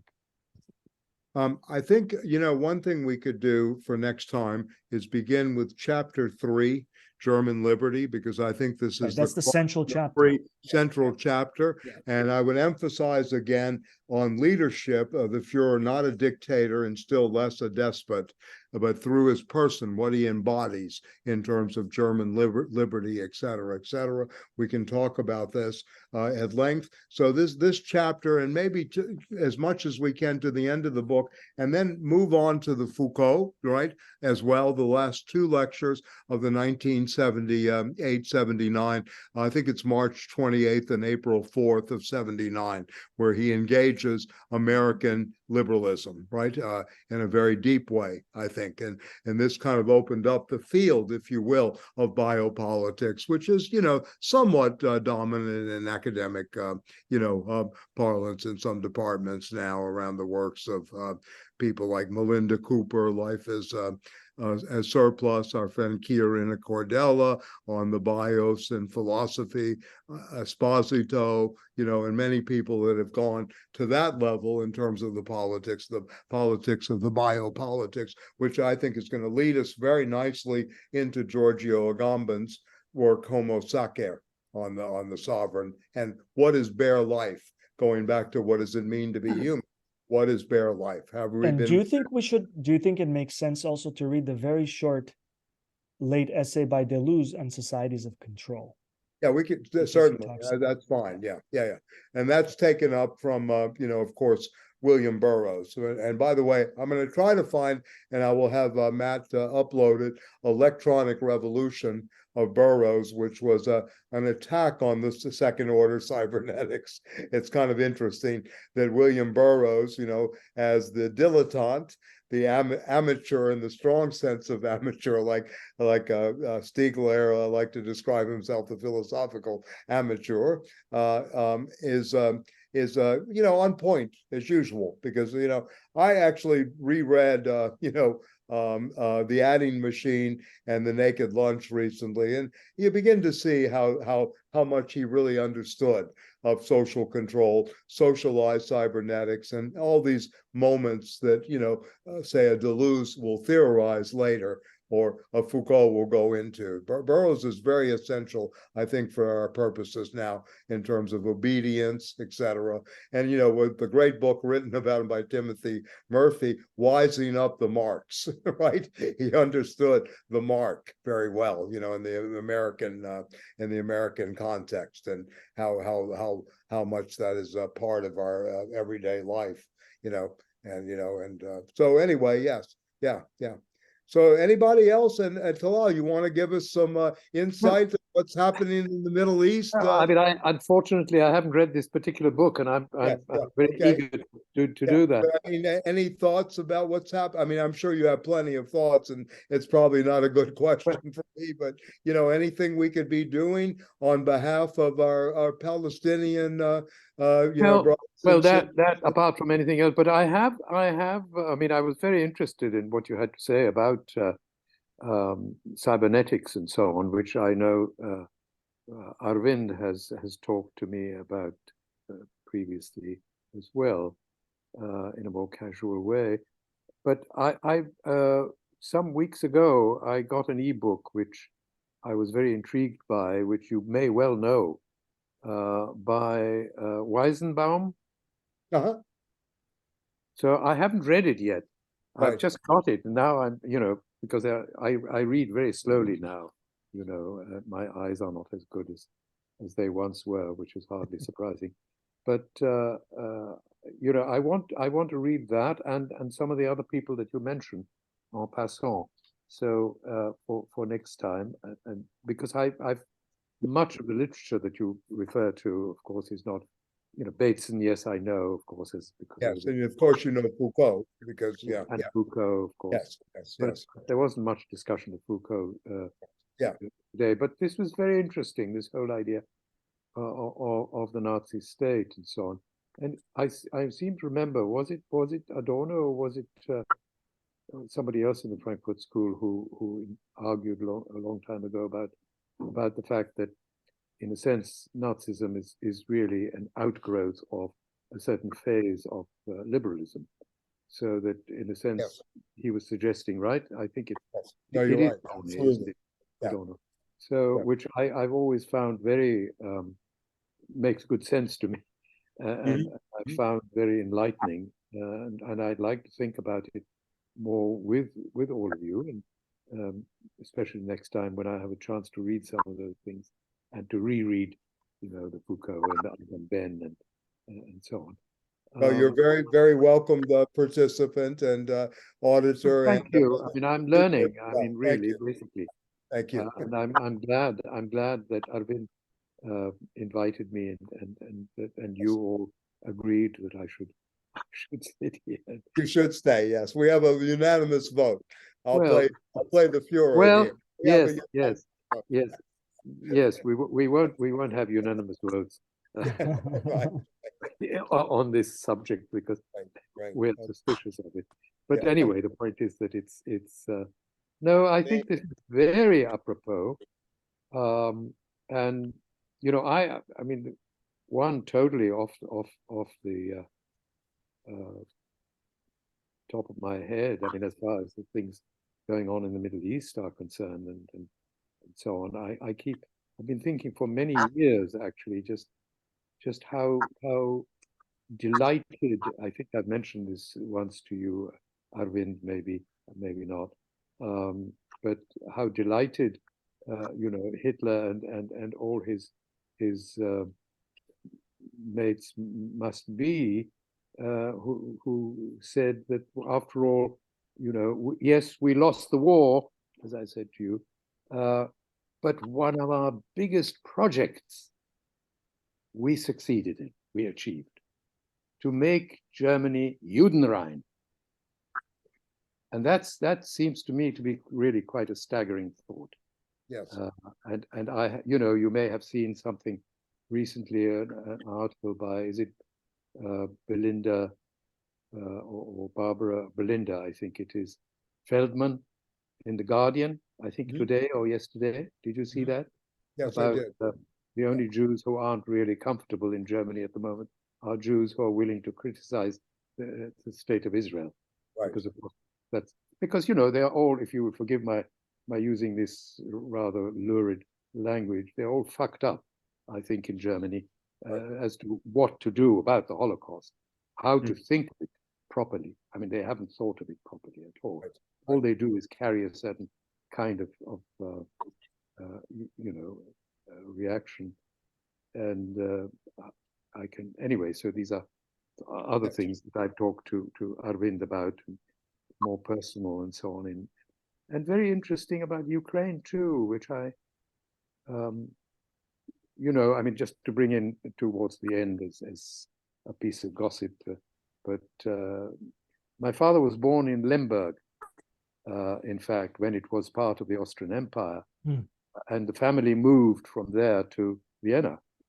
And of course, it was much later, a few years ago, that I suddenly read and discovered that so had Freud, because Freud was also born in what used to be called Lemberg, but is now Lvov or Lviv or whatever. So, the whole business of the way in which the modern state has emerged, but it's not just the modern. I mean, I want to think about both the modern state and capitalism. It seems to me they are twins which depend very much on each other. You can't think of one without the other. So I hope that we can also talk a little more specifically. I'm sorry I missed part of what you were saying because I had to rush off and get myself also some fortification here. But the way in which liberalism, one of the things that worries me constantly is the fact that we're always talking about somehow external events that seem to twist liberalism. But liberalism is itself, I mean, this was already clear to people in the Frankfurt School and others, has itself a capacity for generating crises all the time. Long before you have the neoliberalism. So, but a book which may only be indirectly, which I I found both very interesting and wasn't entirely persuaded by. Very well written by somebody I admire very much. And that's Samuel Moyn's latest book on liberalism against itself. You must know that, where he traces a whole series of intellectuals, what he calls Cold War intellectuals, just directly after the war, who helped to, in some ways, ideologically create the world in which we are living. But you know, I think that we're always, in a sense, in liberalism, and the idea that liberalism is a sort of fixed type seems to me to be a great mistake, which was recognized, as I say again, by many of the Frankfurt School people, and the fact that it has its capacity constantly to mutate into something else, and mutate into a kind of system which is at once capitalist and modern nationalist state, is something that I'm very interested in. I've been scribbling bits on it and so on for some years, but I learned a lot today, and I'm very keen to get hold of Home, and I will read. It's the author is Chapoutot, Chapoutot, right? And it's called Freedom. Yeah, Chapoutot, Chapoutot, French. T-O-T, yeah. Johann Chapoutot, right? And it's called Free to Obey, How the Nazis Invented Modern Management, right? And, you know. Freedom to obey. Yes, the freedom to obey. Yeah. So that'll have to do with it. I'll get that. I get most of my books now e-books because I can enlarge the font, you see, so it's right. The Chinese have something called Box, I think, that's very good. You can download on it, and it's like reading, almost like reading the book. So really? Yeah, you don't read on screen so well. It's almost like a large Kindle, even sharper. It's called Box. Yes, I don't have a Kindle anymore, but anyway,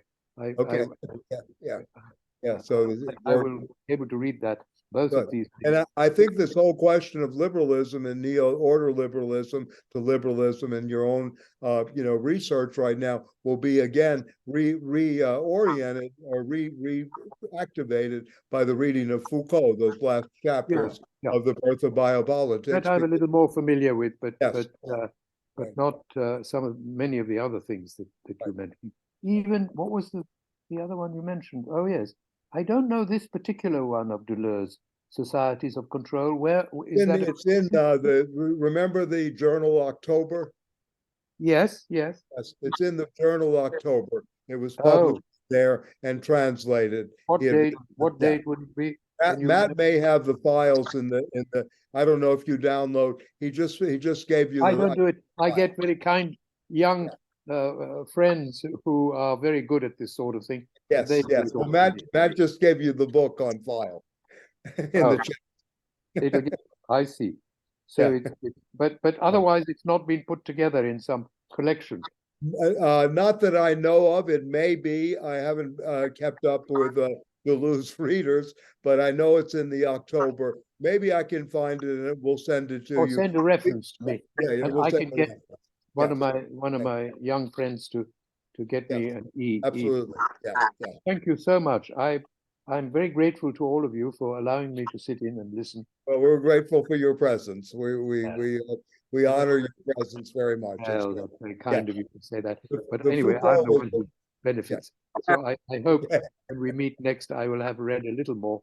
I don't know what did you say you wanted to do next time? We're going to do the section on German liberty, chapter 3 of Free to Obey. Freedom of Obey. Yes. So that's next week's reading, all the way up to the Art of Economic War, chapter 6. We're going to try to go all the way through that, and then we'll go to the bad Harzberg method, the obligation to succeed, and then the Foucault will do The Birth of Biopolitics. The 2 last lectures, which sums up the history from order liberalism to American liberalism and the reconstruction direction of of Germany in particular, and then those will be the readings next week. Yeah, as Right. those Oh, two. good. Thanks Yeah. very much. So if I have missed something, I will ask Arvind, who will kindly, as usual, supply me with the information. Okay. Thank you so much for Thank you.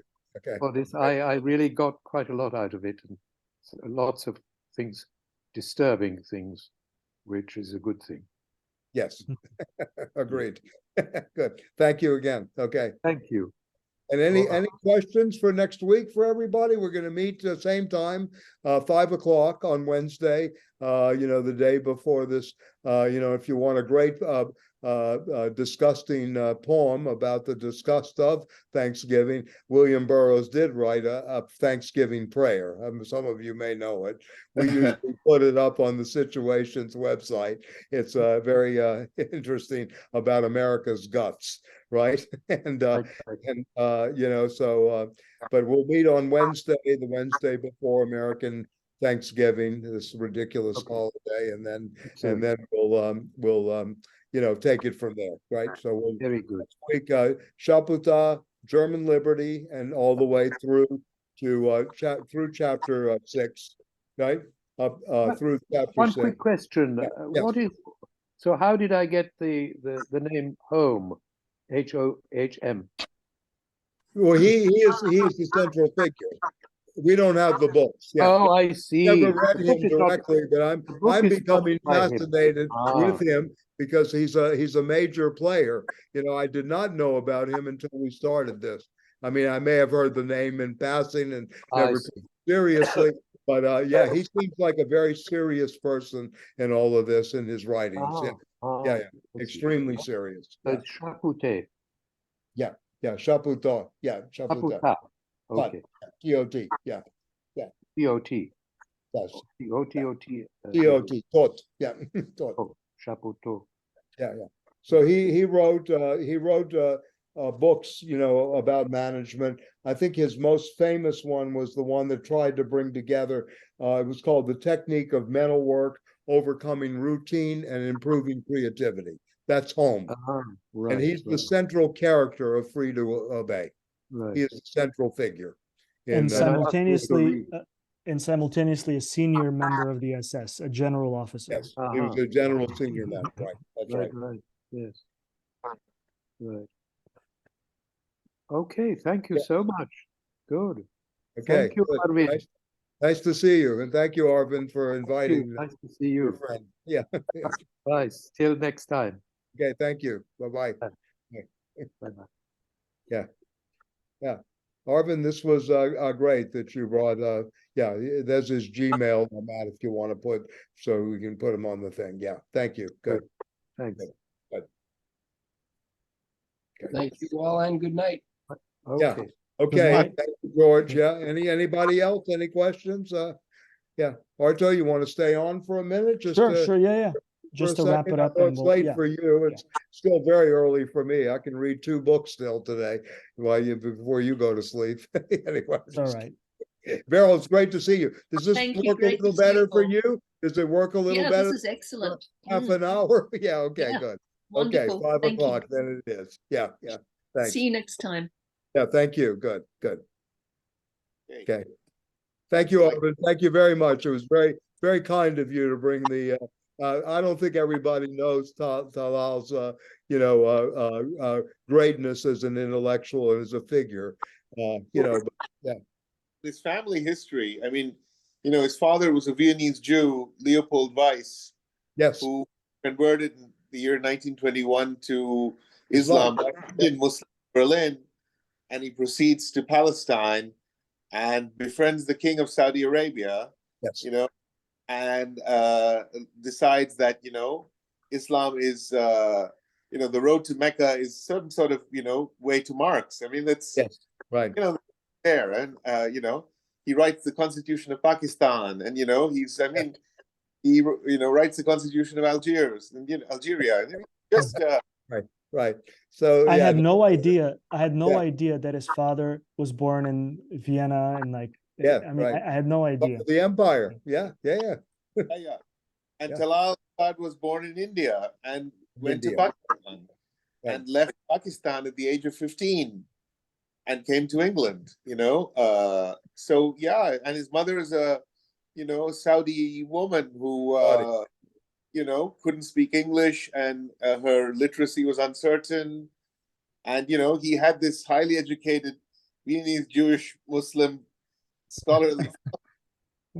And, so Talal is a product of this relationship, and it has come out in his anthropological, insight, philosophically informed. So his life story is also, it's a lesson in philosophy for the academy. Yeah.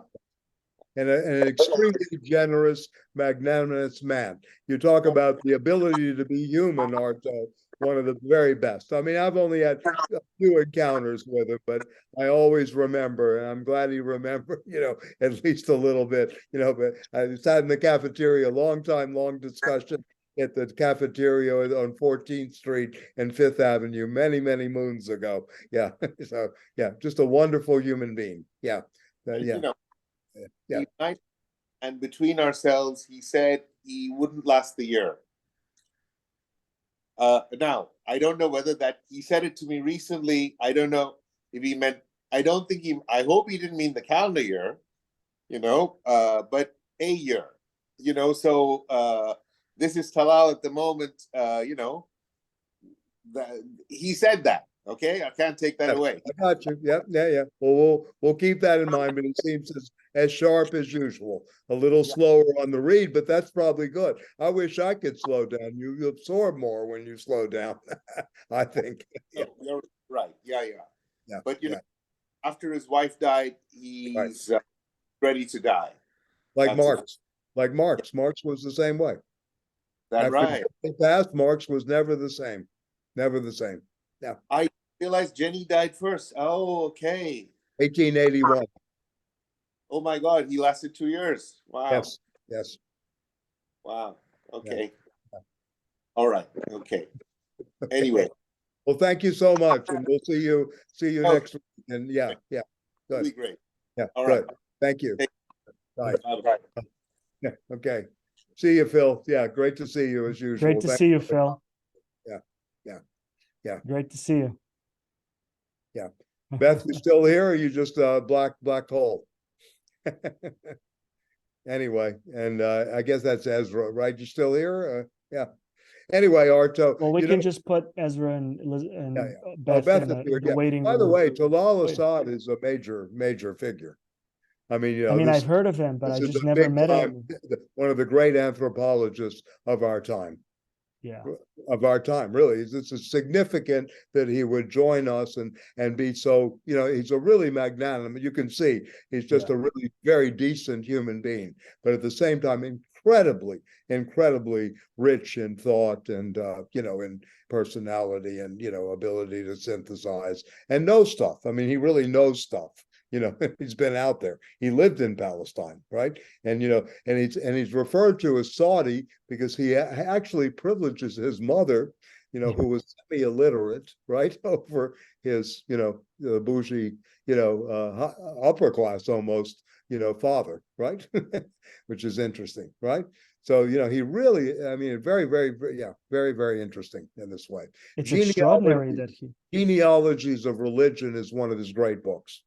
Way back in the day, yeah, and many other books, but and he knew Foucault, he knew Foucault, fairly well, and comes out, as you heard, he drafted the Algerian Constitution. Right? You heard him, right? It's extraordinary that somebody like that, it's cool to see, Right. So I think this is going well. We're starting to hopefully bring some things together. The Chapoutot is, we should be slow with it. I think we should go through it. We should go that chapter very carefully. Yeah. And I think the Foucault will open up, another approach too. but something that can be looked at parallel to Chapoutot, right? And in a way, yeah. And I think we can put to rest some of the claims that, Foucault is actually a neoliberal, or he's making a justification for neoliberalism, which I find to be, really off the mark, put it mildly. But anyway, yeah. But it's interesting the way, that you begin to think of Höhn.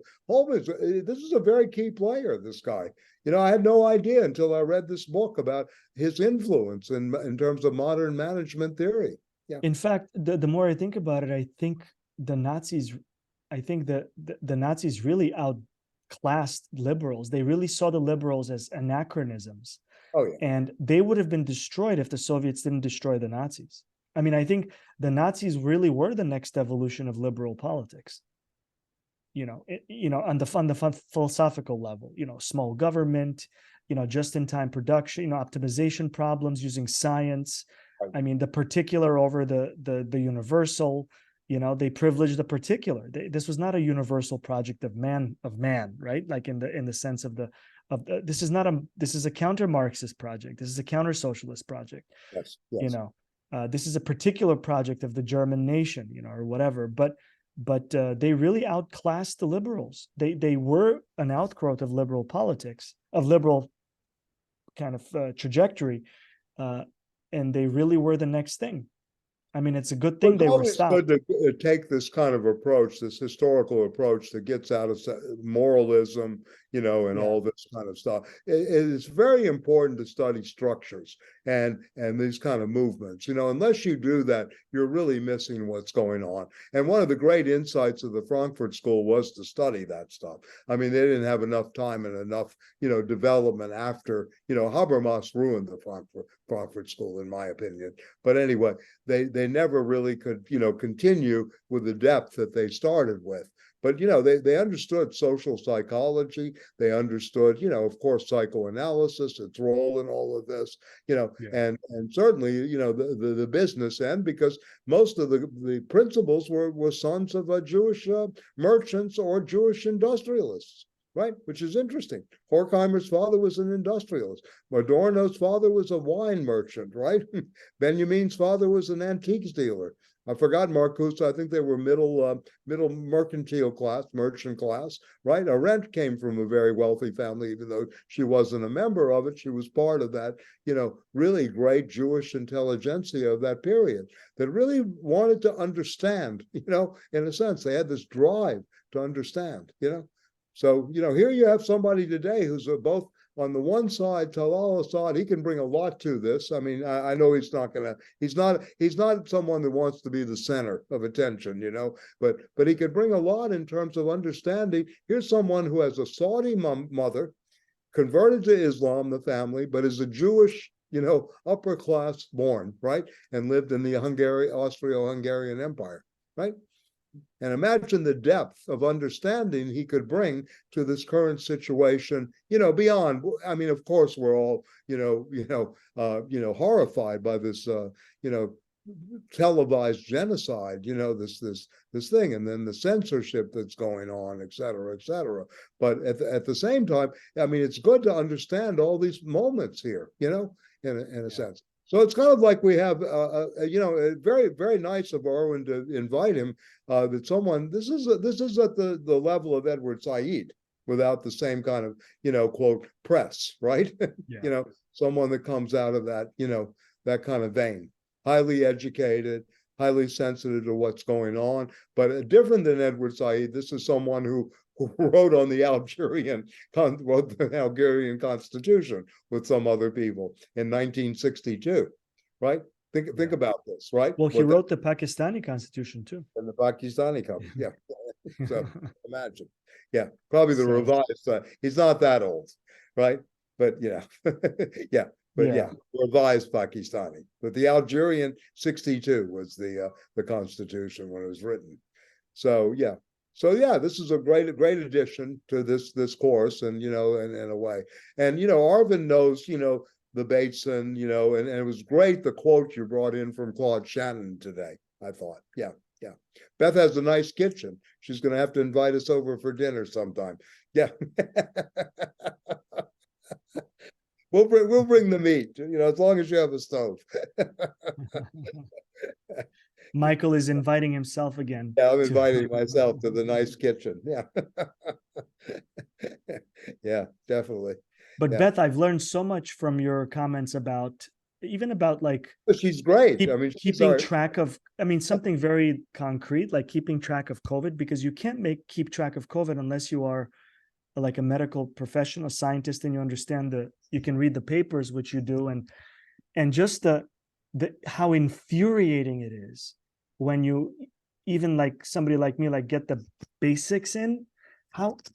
This might be a genocide too. This might be like a low-level social Darwinian project that people may be subjected to, with this kind of willful abandonment. Everything is great, COVID is over, have a great life. But at the same time, 40 years later, when people write the history of this event, they're going to be like, this was social Darwinism. I almost feel like maybe that's at play here. True.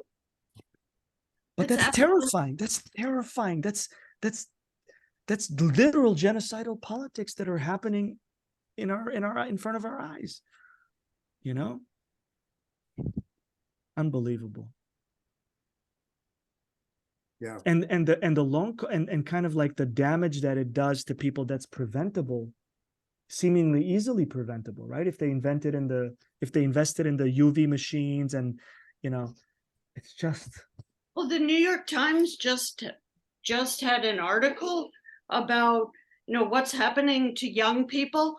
20-30% are reporting difficulty with cognition and mental processing. Beth, and this is exactly what happens when you have a neurotropic virus. HIV is also a neurotropic virus, and it's exactly the same mechanism. And 20-30% of people with HIV get a degenerative dementia. Another article I saw today, it was done on a mice model, but 100% of infected mice got depositions of tau protein in the cortex. And the tau protein is, what gums up the microtubules in the brain. That's almost the least of it. Then there's the vascular complications. And if you have a 1 in 10 chance of getting long COVID with every infection, then your chances get worse with every infection. Boy, Beth, you can really understand why I don't get invited to parties, right? You can come to our parties anytime. But Beth, I got to say, like, it's totally anecdotal and non-scientific, but the Novavax booster I got 3 weeks ago completely cleared up my mind. Like, I feel like a new person. When I learned that, I just literally started crying because, well, number one, I didn't think a brain like yours could be improved. Really. Look. But number two, I was just so happy. Well, I'm very grateful because, so much from you. I thought, like, my dad, since he died in late 2019, that put me in a funk. But so I thought maybe that was doing it, but I don't think that was the only thing that was doing it, because after the shot, like, I started working on a paper. Like, I haven't written anything in like 3 years because I couldn't, but now I'm starting to, it's not going super well, but I'm doing it and I can do it, so something changed. So I'm really grateful. And, my cousin who's 50, he had a stroke. Oh my God. He had a stroke after having COVID for the 3rd time. He's vaccinated once. He didn't get the boosters, I don't think. But it was a micro stroke, no permanent damage, but an area of his brain was damaged. Yeah. And the doctors couldn't find anything wrong with his cardiovascular. They did all the scans. They're like, we don't know, based on your cardiovascular system, why you would have a stroke. But since you had COVID 2 months before the stroke, or 3 months or whatever, it may be related. I said, holy shit, it's happening to people I know. Yeah. Yeah, when I used to teach clinical seminars, I would describe diabetes as being the mother of all risk factors. I mean, if you have a patient who's diabetic, they're at risk for all kinds of bad outcomes, cardiovascular, neurologic, amputations, renal failure. That has been completely replaced by COVID. I mean, COVID, it's a risk factor on a whole nother level. So Beth, we don't believe in conspiracy theories, but do you? I mean, I've read also that the similarities between HIV and kind of the delayed immune reaction it's hiding. And I mean, it makes you wonder, these labs, like, I don't think they're that smart. I don't think they're that smart, Arto. Yeah, I really don't think so, because this is a real. I do believe they fucked with the virus, but this is really, really, I think, impossible to predict. What happened with this virus. But I'm really grateful that the scientists figured out the Novavax thing, because it's the best thing we have so far, right? In the United States. But the thing about Novavax is that it's a shit company. In Maryland, they had never produced a successful vaccine, so they closed their production facility. But the owner knew a guy who knew a guy who knew a guy, and boom, they got $1.8 billion. So they got some production facilities. But I was urging my family to wait for Novavax, but they were so slow out of the gate that nobody could. They did have big production problems. They had, purity problems, consistency, but they finally did it. But the thing is that it's really nothing more than an old-fashioned vaccine. I mean, I got the hepatitis series in the 80s when I, was working in hospitals, and that's the same kind of vaccine as it is. I mean, it involves a larger portion of the spike. So you have a part of the spike called S1 and S2, and S2 doesn't mutate. So if you can hit S2, then you're going to get somewhat broader coverage.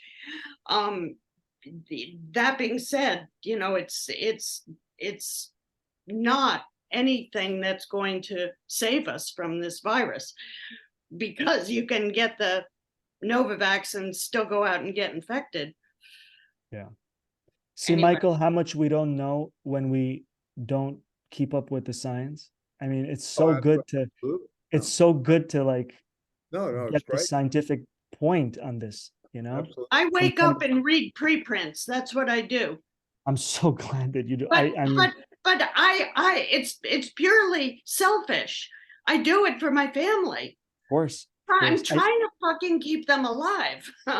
Yeah. Beth, I did that for my dad because he had prostate cancer for 20 years. And when it metastasized, the medical and the mainstream oncologist in the neighborhood in Queens, he was just like, oh, he just needs a shot. And I was like, no, it's got to be more to that. So I went in and I started reading the papers, and as much as I could understand them. And it's really amazing how just like a great teacher can spark interest in someone, or a great, car mechanic can really fix a hard problem. A great doctor and a great nurse can really save somebody's life. And we happen to be, we found an oncologist in like the woods of Virginia who wasn't taking insurance because he could do his, and it's like, the information is out there. You're right. And it's like, it's almost like we have to do it ourselves. Otherwise, the health ministry or whatever, or the departments of health may not be looking out for our health. No, Absolutely. I was given a 5-year prognosis in 2013, and I am going to beat their asses by doing exactly the opposite of what they told me to do. And That's I'm winning. awesome. That's awesome. But And it's hard. It's very, you doubled it already. Well, Yeah, you're you thinking. doubled it already. Yeah, great. When we think and we make sense of things, we can figure out a lot of things that seem intractable. It's true. But one thing you have to lose is your reverence for authority, the authority of the medical profession. I mean, just look what they're doing to us now with COVID. You know, I have to beg a doctor or a nurse when I go to the hospital. I'm talking Sloan Kettering. I have to beg them to put on a surgical mask. Wow. This is the medical profession that we rely on, that we, I mean, it reminds me of the Frankfurt School and the authoritarianism and the F scale and all that.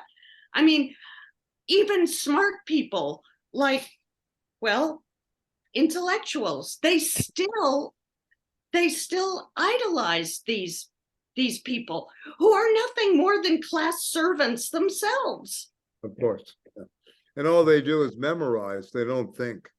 No, they don't think. Get through medical school only requires memorization.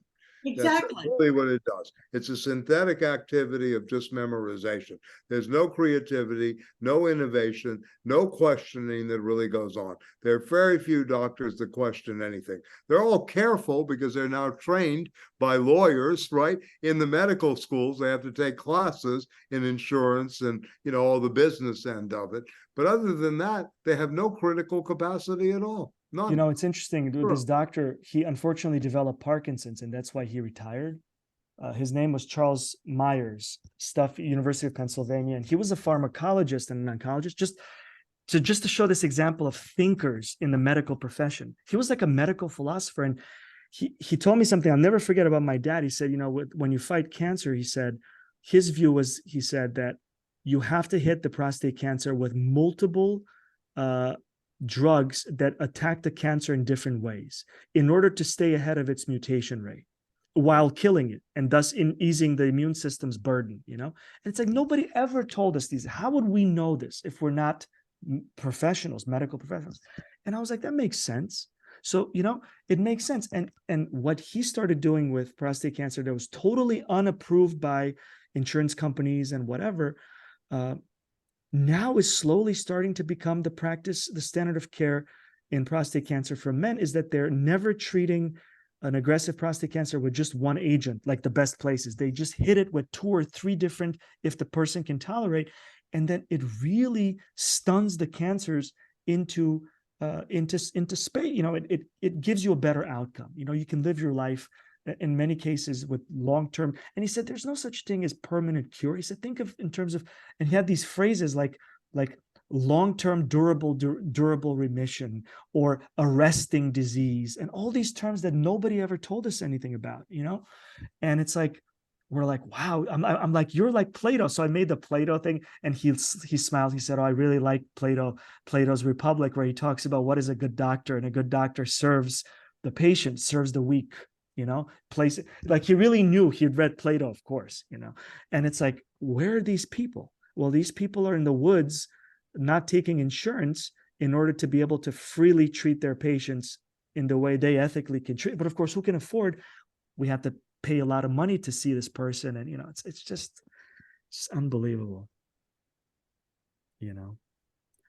But yeah, it really is. But part of it is really thinking off the grid and thinking with an eye to the totality of the body rather than just one organ system. Yeah. Well, we're really grateful, Beth, that, I mean, we can bother you with these stupid questions about COVID. Me and too, like, Beth. you know. I mean, you know, when I was asking about the vaccines and you know, how to deal with things, and yeah, it's really been extremely helpful through all of this. My entire family has the things printed out, like, you know, metformin, you know, the gargles, the CPC powered mouthwashes, and the nose sprays, and so far it's working. I mean, so far, you know, my mom had it once. She did the CPC mouthwash. She did the nose spray last year, and she cleared it. Like, they did heart scans later, and it was fine, you know, so. That's really great, because this is a you're on your own pandemic, you know? I mean, this is like, someone made a good joke the other day, is maybe if we unplug public health, we can restart it. But no, it's dead. You know, public health is dead. You know, we're on our own. Nose sprays, you know, it's ridiculous. Yeah. Well, I mean, we live in a capitalist society. So I mean, it's good. It's good to have the seminar because my intellectual life is, as Michael knows, in the university is completely dead because my colleagues at the university, they're not interested in thinking. You know, they just, you know, how do we increase? They're not You know, even interested in reading anymore. No, Or too they're like, much how do we for increase thinking. enrollment? And I'm like, that's not my That's the job. I have no problem. interest in how do we increase enrollment. And Yeah. you know, Yeah. so Not unless there's some revenue sharing. that's true. Now But I'm we're ready to. talking. Now I'm ready I'd be a rich man. I can afford a kitchen like yours with revenue sharing. Well, I'm ready to leave academia. I just need to figure out how else to make a living. But I've had it. I mean, 20 years is enough, I think. Unfortunately, I just can't do it anymore. But I mean, I'm gonna have to until I figure something else out, you know. But That's early terrible. retirement, if I'm alive, early retirement at 55. I'm 47 now, 48. I'll take early retirement at 55 if I can. Absolutely, you should. Yeah. Did you buy So- Stone Corporation? You didn't buy Stone, huh? I I meant, bought. do you? You bought What's some that? enterprise, but you didn't buy I- Stone. Well, I mean, I bought all the money I could. I bought $50 worth of enterprise, you know, just I to see. see You what's didn't going buy to. any Stone. Stone was up 30% since I told. Yeah. Yeah, not yet, but I bought enterprise for I'm the trying. dividends. Trying. Yeah. Michael's giving his stock hints also. For, That's why my family always kept me at a arm's length. Don't give him too much. It's going to be very dangerous. He really believes in revolution. He just doesn't talk. He really believes and is ready to. Yeah. Right. Anyway. cool. Yeah. Yeah. Anyway. So, All all right. right. Good. This was great tonight. I thought it was really good. And look, we're doing very good work if Arvin invites Talal Assad to come to this, because this is a major figure. To me, this is one of the most important intellectuals of the last 50 years. So he's up there. So Just extraordinary, and he's such a humble man. yes, absolutely. Yeah. I mean, it's kind of amazing that he takes time to come to an online, of all things, Right. know, that he hears about. that he hears about. Yeah. So hopefully, Got such an inquiring and intellectual curiosity. He wasn't faking it. He's really fascinated, Arto, with what you uncovered with this book. Yeah, I mean, I hope he continues coming and his participation. I mean, he's going to read, he said, next time. Yes, he is. Yes. He will. No, I mean, definitely. Yeah. Yeah. So it's wonderful. Yeah. I mean, that's what it's about, Yeah. He and Maxine Rodason are two of the great, Jewish, born scholars who are basically, major pro-Palestinian and actually have a very deep understanding of Islam. Very, very deep understanding. If you're interested in this, Genealogies of Religion was a major contribution that he wrote in I think the 1980s, if I'm not mistaken. Assad's book. Yeah. And Rodason wrote, on the Prophet Muhammad. It's one of the greatest studies of Islam. And he also wrote a book called Capitalism and Islam. Rodason, who was a French historian, who I'm sure Chapoutot knew very well. Chapoutot is also Jewish. He's one of the most prominent, apparently, I mean, I don't read French, unfortunately, but he's one of the most prominent Jewish, French historians who studies the Holocaust, and he makes the point that people have forgotten too easily. People have forgotten in Europe too easily what the Holocaust was, and the whole history of it is of Nazism, of right-wing politics, its connection with capitalism, and he's writing in that vein to try to keep the flame going in the memory of these people, the people who not just perished, but the great history of all the Jewish resistance, like the partisans and in Poland, the people who try to break away from the camps and died, the leaders of the Warsaw Ghetto. I mean, think about it. These are suicide missions.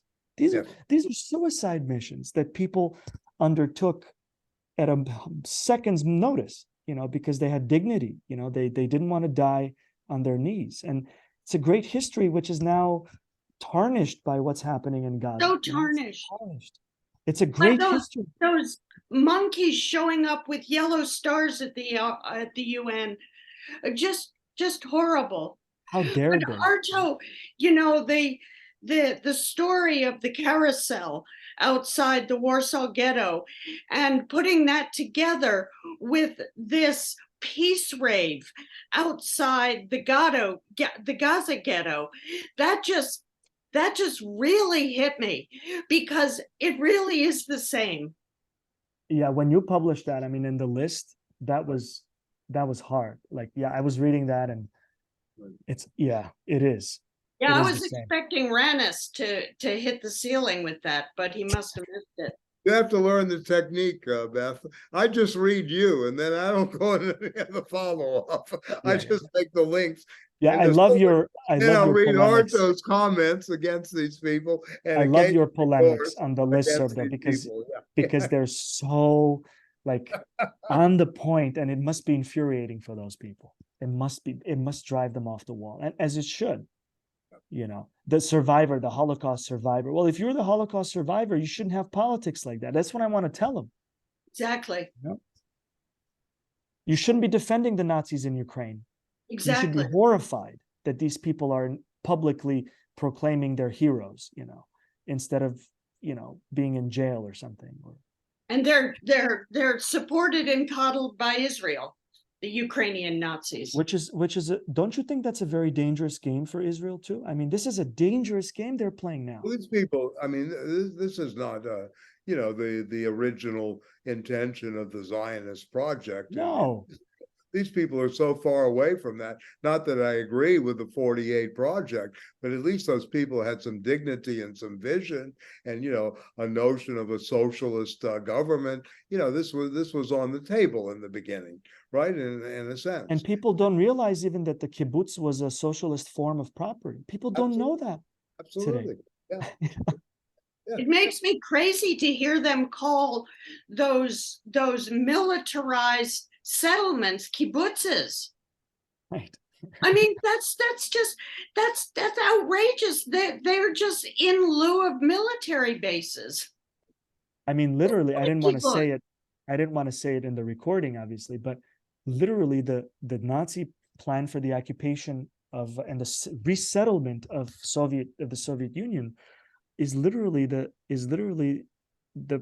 settlement of Israeli Jews of Palestinian land. I mean, exactly, the outposts, they're deputized, they have weapons, they have the right to shoot, they keep the barbarians at the gates, they kind of, while working the land. It's literally the same system. It's the British Nazi system. I mean, I'm not going to say that, but yeah. Well, when we get to Agamben, that may be something we can engage, later in the semester. Yeah, later, because that's going to be an interesting take, because that book is not so popular, especially the chapters we're going to be reading. Right. So, but yeah. Where were you? Where were you reading about the Plan Ost? I just started doing just basic research on the Nazi plan for the occupation of the Soviet Union. Oh, that wasn't I didn't miss that in the book, did I? No. Oh, okay. No, it was just a reference to the hunger plan. Yeah, that's shocking. Yeah, that reminded me of Gaza. Controlled reproduction, figure the calories they need and give them just under that. Right. So that was the cornerstone of the Nazi plan for what they were going to do after they won the war, and how they're going to reduce the population that needed to be reduced. And the actual plan survived in documentary form, the war. So we have primary source evidence of what the Plan East was going to be, this kind of scientific genocide. But in addition to the camps, the kind of slow, which is what Gaza seems to be like, right? I mean, Exactly. this kind of, yeah. Exactly. So I can't understand that. To be honest, I can't understand how is the Israeli state absorbed the methodology of some of the methodology of the British imperialists and the Nazis. I mean, that blows my mind. After what happened, I can't believe it. I still can't believe it. You know, but I heard a narrative about it. I forget who said it, but was it in our seminar here, somebody who said it, or elsewhere, that apparently a lot of Israeli intellectuals are saying the Holocaust we shouldn't really emphasize the Holocaust anymore, because it's just one of many Holocausts that Jewish people were subjected to. And it's a weak, it shows weakness. It's like a weak moment because we were the victims.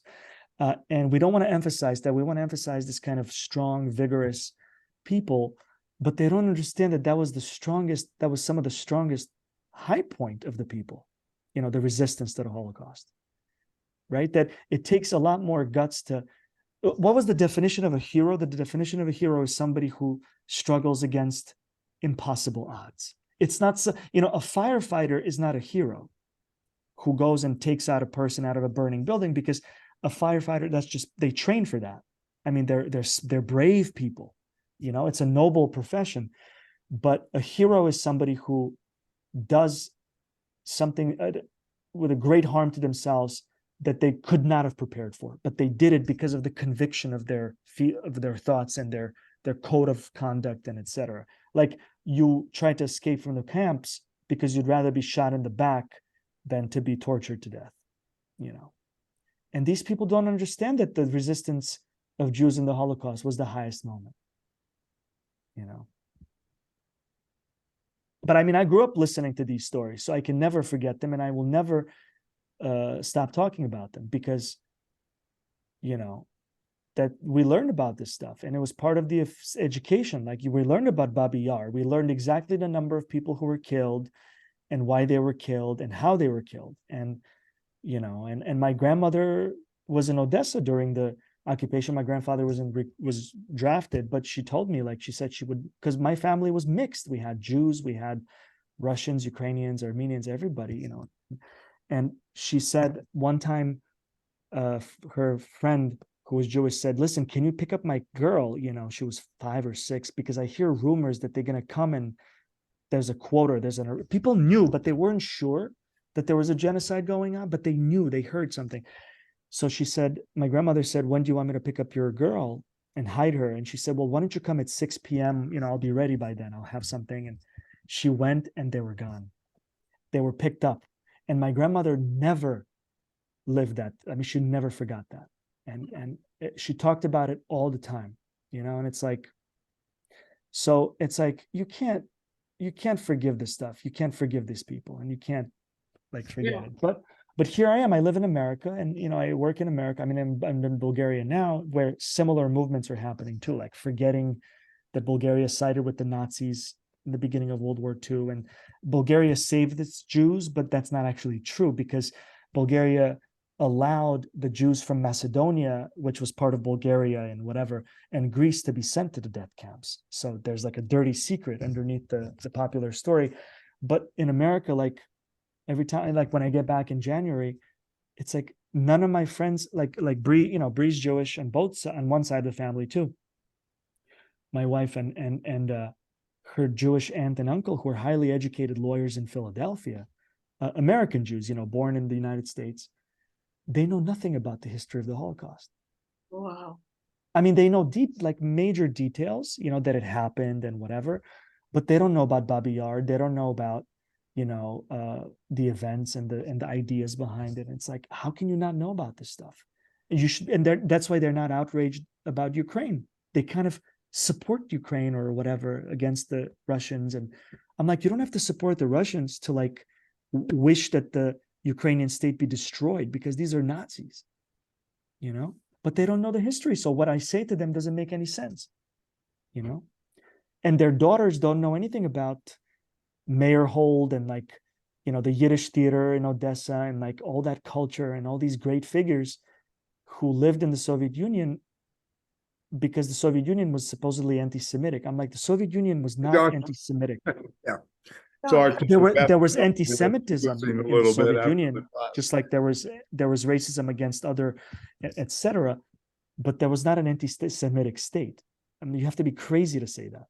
And they think I'm crazy for saying it because they grew up, in the Cold War and, etc. So it's very interesting, like how history can be distorted. Now I understand it. I finally get it now. By ideological supremacy. Yeah. Yeah. Yeah, absolutely have to maintain that fiction. Yeah. Yeah. And it's tragic because you're talking about millions of people's lives and incredible histories that are being lost, So she didn't know about this great poet in Leningrad, a Jewish Soviet woman who was she was a communist. She lost her husband in the purges in the 30s, etc. She lost her kid during the blockade. The kid starved to death in 1941. She gave birth to another kid. That kid died too. She lost her mind. She recovered, and every Wednesday, I forget, once a week, she would read on the radio a poem. This was like during the blockade. And it was kind of like the entire Soviet radio listened to her, to this voice reading from the blockaded city of Leningrad. It's the most extraordinary poetry. You can't read it. Her name is,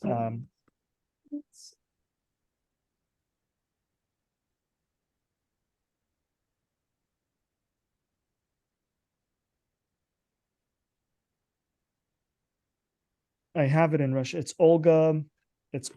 I'm sure it's translated. It's Olga Bergholz. I don't know how they translate it. It's probably Bergholz. Olga, the poet from Leningrad. There are biographies written about her, how she was anti-Soviet and, whatever. All this garbage. But if you read the poetry, it's extraordinary document of resistance that you can read Anne Frank's notebooks that everybody reads. This is like 100 times heavier and more intense and more great, and it's like nobody knows this book, but nobody knows what it means to be willing to starve and not leave the city, because she could have been evacuated. She was like an important intellectual. She was a Communist Party member and she could have left the city. What does it mean to be willing to starve but not to surrender to the Nazis? That's extraordinary. Yeah. These are the people that are one of us. These are the Marxists. These are our people, and we should uphold their memory, Yes. But there's. So we should have fun. Beth, Arto and I are going to be speaking to Kazan University in Russia on Saturday. We're going to be opening a dialogue about, philosophy in the West in terms. Oh, wonderful. Yeah. So we're really looking forward to it. I'm very scared. I don't know what I'm Olga Prokoshenko at Kazan University. Arto's got to guide me through the website, how to get to the webinar. But anyway, other than that, because I'm a dinosaur when it comes to getting on these apps and whatever they are. We're going to talk like 20 minutes before, just to make sure Michael. Yeah, we're going to make sure I get on, because I'm supposed to introduce to what we're going to do and all that. So I'm really looking forward to it. And this can be the beginning of a collaboration, hopefully, with the Institute. Arto's, half the year in Sofia. I would love to go to Kazan. I hear it's very beautiful. It's where Lenin went to school. So yeah. It's Lenin. It's a Muslim republic. It's like a Muslim, one of the Muslim republics. So right. It's interesting. So we're looking forward to it, and we're doing that. We'll do that together. So that should be fun. So yeah. So exciting. Yeah. Good. I don't know what to say. I mean, I'm going to be scared, but. Oh yeah, we don't know. I don't know what to say either, but I'm not scared. Well, I'm not. I'm just teasing. Right. Anxiety is a concept, anyway. One way of dealing with it. Make it a concept. You have to do it in the middle of the night? No, 8:00 in the morning, and for him 3. 8 for me, it's early in the morning. Arto, middle of the afternoon. Yeah, I'm canceling my afternoon coffee walk with my friends. I'll be having one day in Montreal. I'll be sleeping in Montreal the night before, so That'll be nice because I'm going to spend the Thanksgiving. I'm giving a talk on Nietzsche and Marx to a group of graduate students at Concordia University on Monday. So it's a busy week for me. And then I can do the classes online Tuesday, and then I'm a free man until the following Tuesday, which is delightful given the level of the students that we have today. Yeah, they just don't read. There's nothing you can do. If they don't read, what can you do? I'll read out loud to them. I try to make it. I said, let's create a story. I try to tell them stories. I mean, I'm doing everything possible just to get them involved. But I mean, they're so conditioned against, it's always been an anti-intellectual country, the United States. However, it's reached proportions that are, this is an epidemic. This is the real epidemic, in my opinion. I mean, of course, COVID and other things. Yeah, but the real epidemic is, 50% of the students that go to college cannot pass an 8th grade reading test. And they're in college. They're being admitted in this machinery, right? Yeah. The system of references that they have, you have nothing to work with because they have no historical knowledge. Arto talks about an educated group of Jewish lawyers in Philadelphia, might not have the details of but at least they know how to read, write, make a good living, etc. And they can at least spell, Warsaw Pact or whatever, or, etc., etc. Well, my students have, it's gotten so bad that, granted it's a community college, but it's a New York City community college, right? Where you get all kinds of people, right. But it's gotten so bad at this point that there's just no intellectual there's no conversation inside the virtual classroom or the whatever classroom, because they don't read. It's not part of being a college student, I think, at this point. Yeah. And it's incredibly boring. I can't do it anymore. I literally can't do it.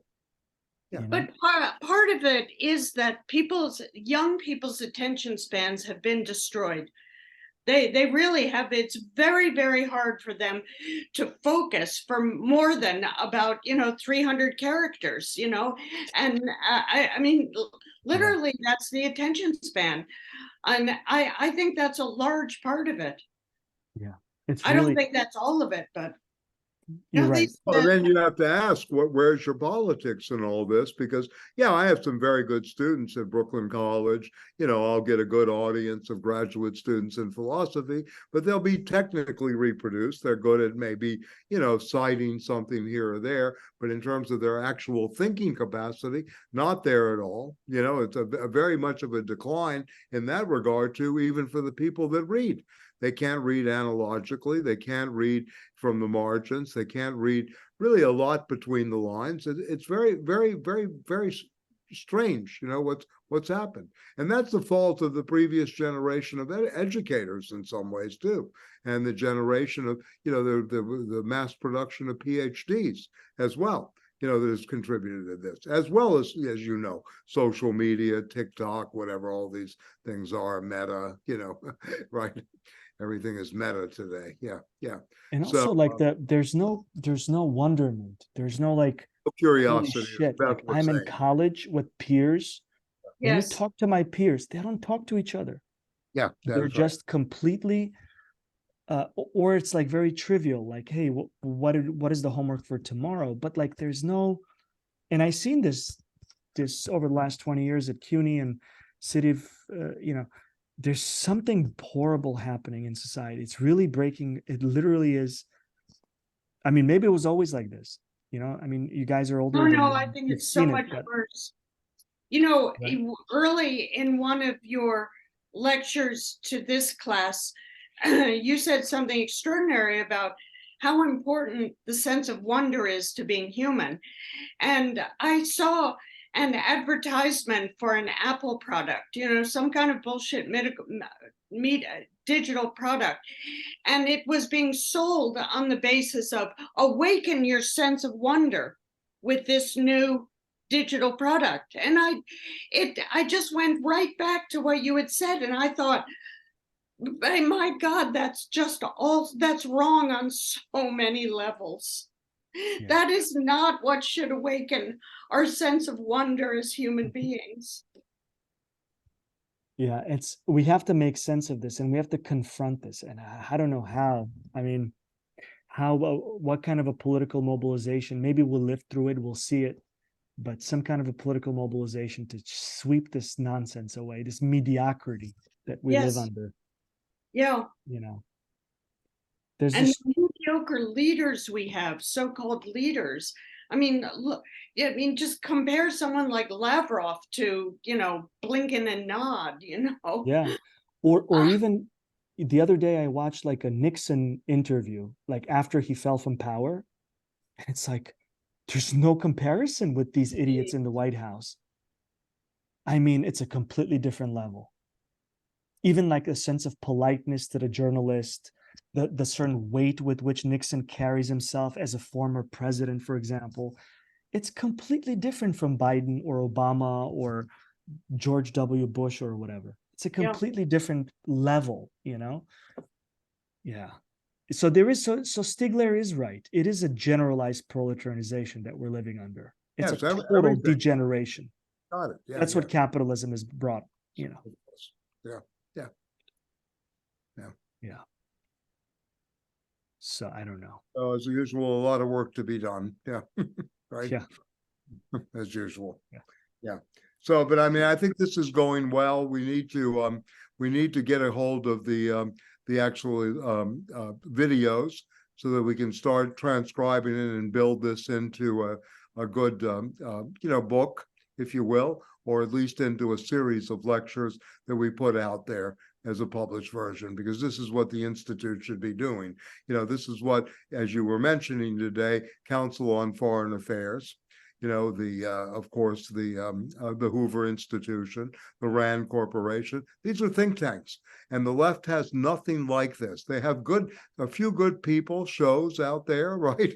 But that's it. Yeah. There's no think tank in a sense. I remember. Well, Michael, I think I still have in my office a piece that you wrote as a fundraiser about, God knows, at least 10 years ago. Right. Arguing for that exact thing, that we need think tanks on the left, and we can't do it without money. Yes, we can't do it without money. That's right. I said that. Yes, that's true. I think I still have the paper. Yeah, good. Okay, I remember when I did it. It actually was, about 12 years ago. But yes, you're close enough, a decade. And so, I gave that piece of paper to my brother, who's an editor, and he looked at it and he said, "Beth, this is trash. I can't understand a thing this man is saying." oh boy, oh man, oh boy. Okay, well, what can I do? Yeah, I'm not good at audience so often. Yeah. Anyway. No, that's just when he's just very, very formal. Oh, I see. Conventional. Okay. Conventional. Yeah, but he likes Bob Dylan. Yo, he's mad for Dylan. And Dylan scrambles everything. Yes. Yeah.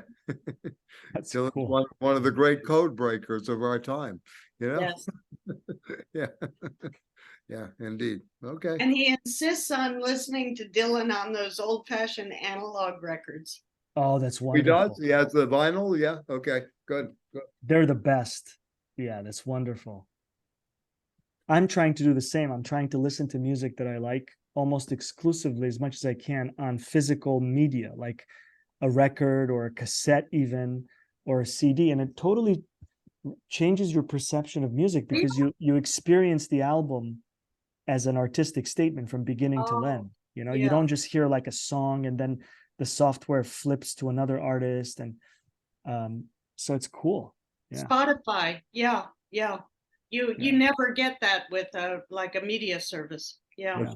Spotify kills the artist, though. They get nothing. Oh, no. Nothing. It's also great. I'm also starting to listen to radio again, or just like online radio, but radio, like somebody talking and interspersing with music. It's a wonderful thing.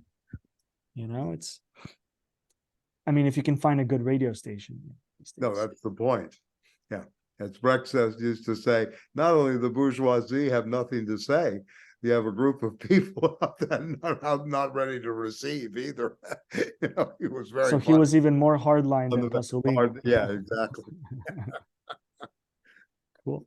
All right. Well, All right. I'll see you next week, but Yeah, let's, see you next Wednesday, it but would be good if we can, Why if don't, we maybe we can can talk on Friday, is that okay? And Friday's maybe good, we yeah. can get everything good. I'll be in, I hopefully will be in Montreal by 3 in the afternoon or thereabouts. So that'll be 10 o'clock your time, Perfect, that sounds 10 good. or 11. So I'll let you know. Yeah. Yeah, good. Great to see you, Beth. Yeah, we'll Great to see see you you. soon. Thank you. Okay, Thank you. bye-bye. Bye. Bye-bye. Bye.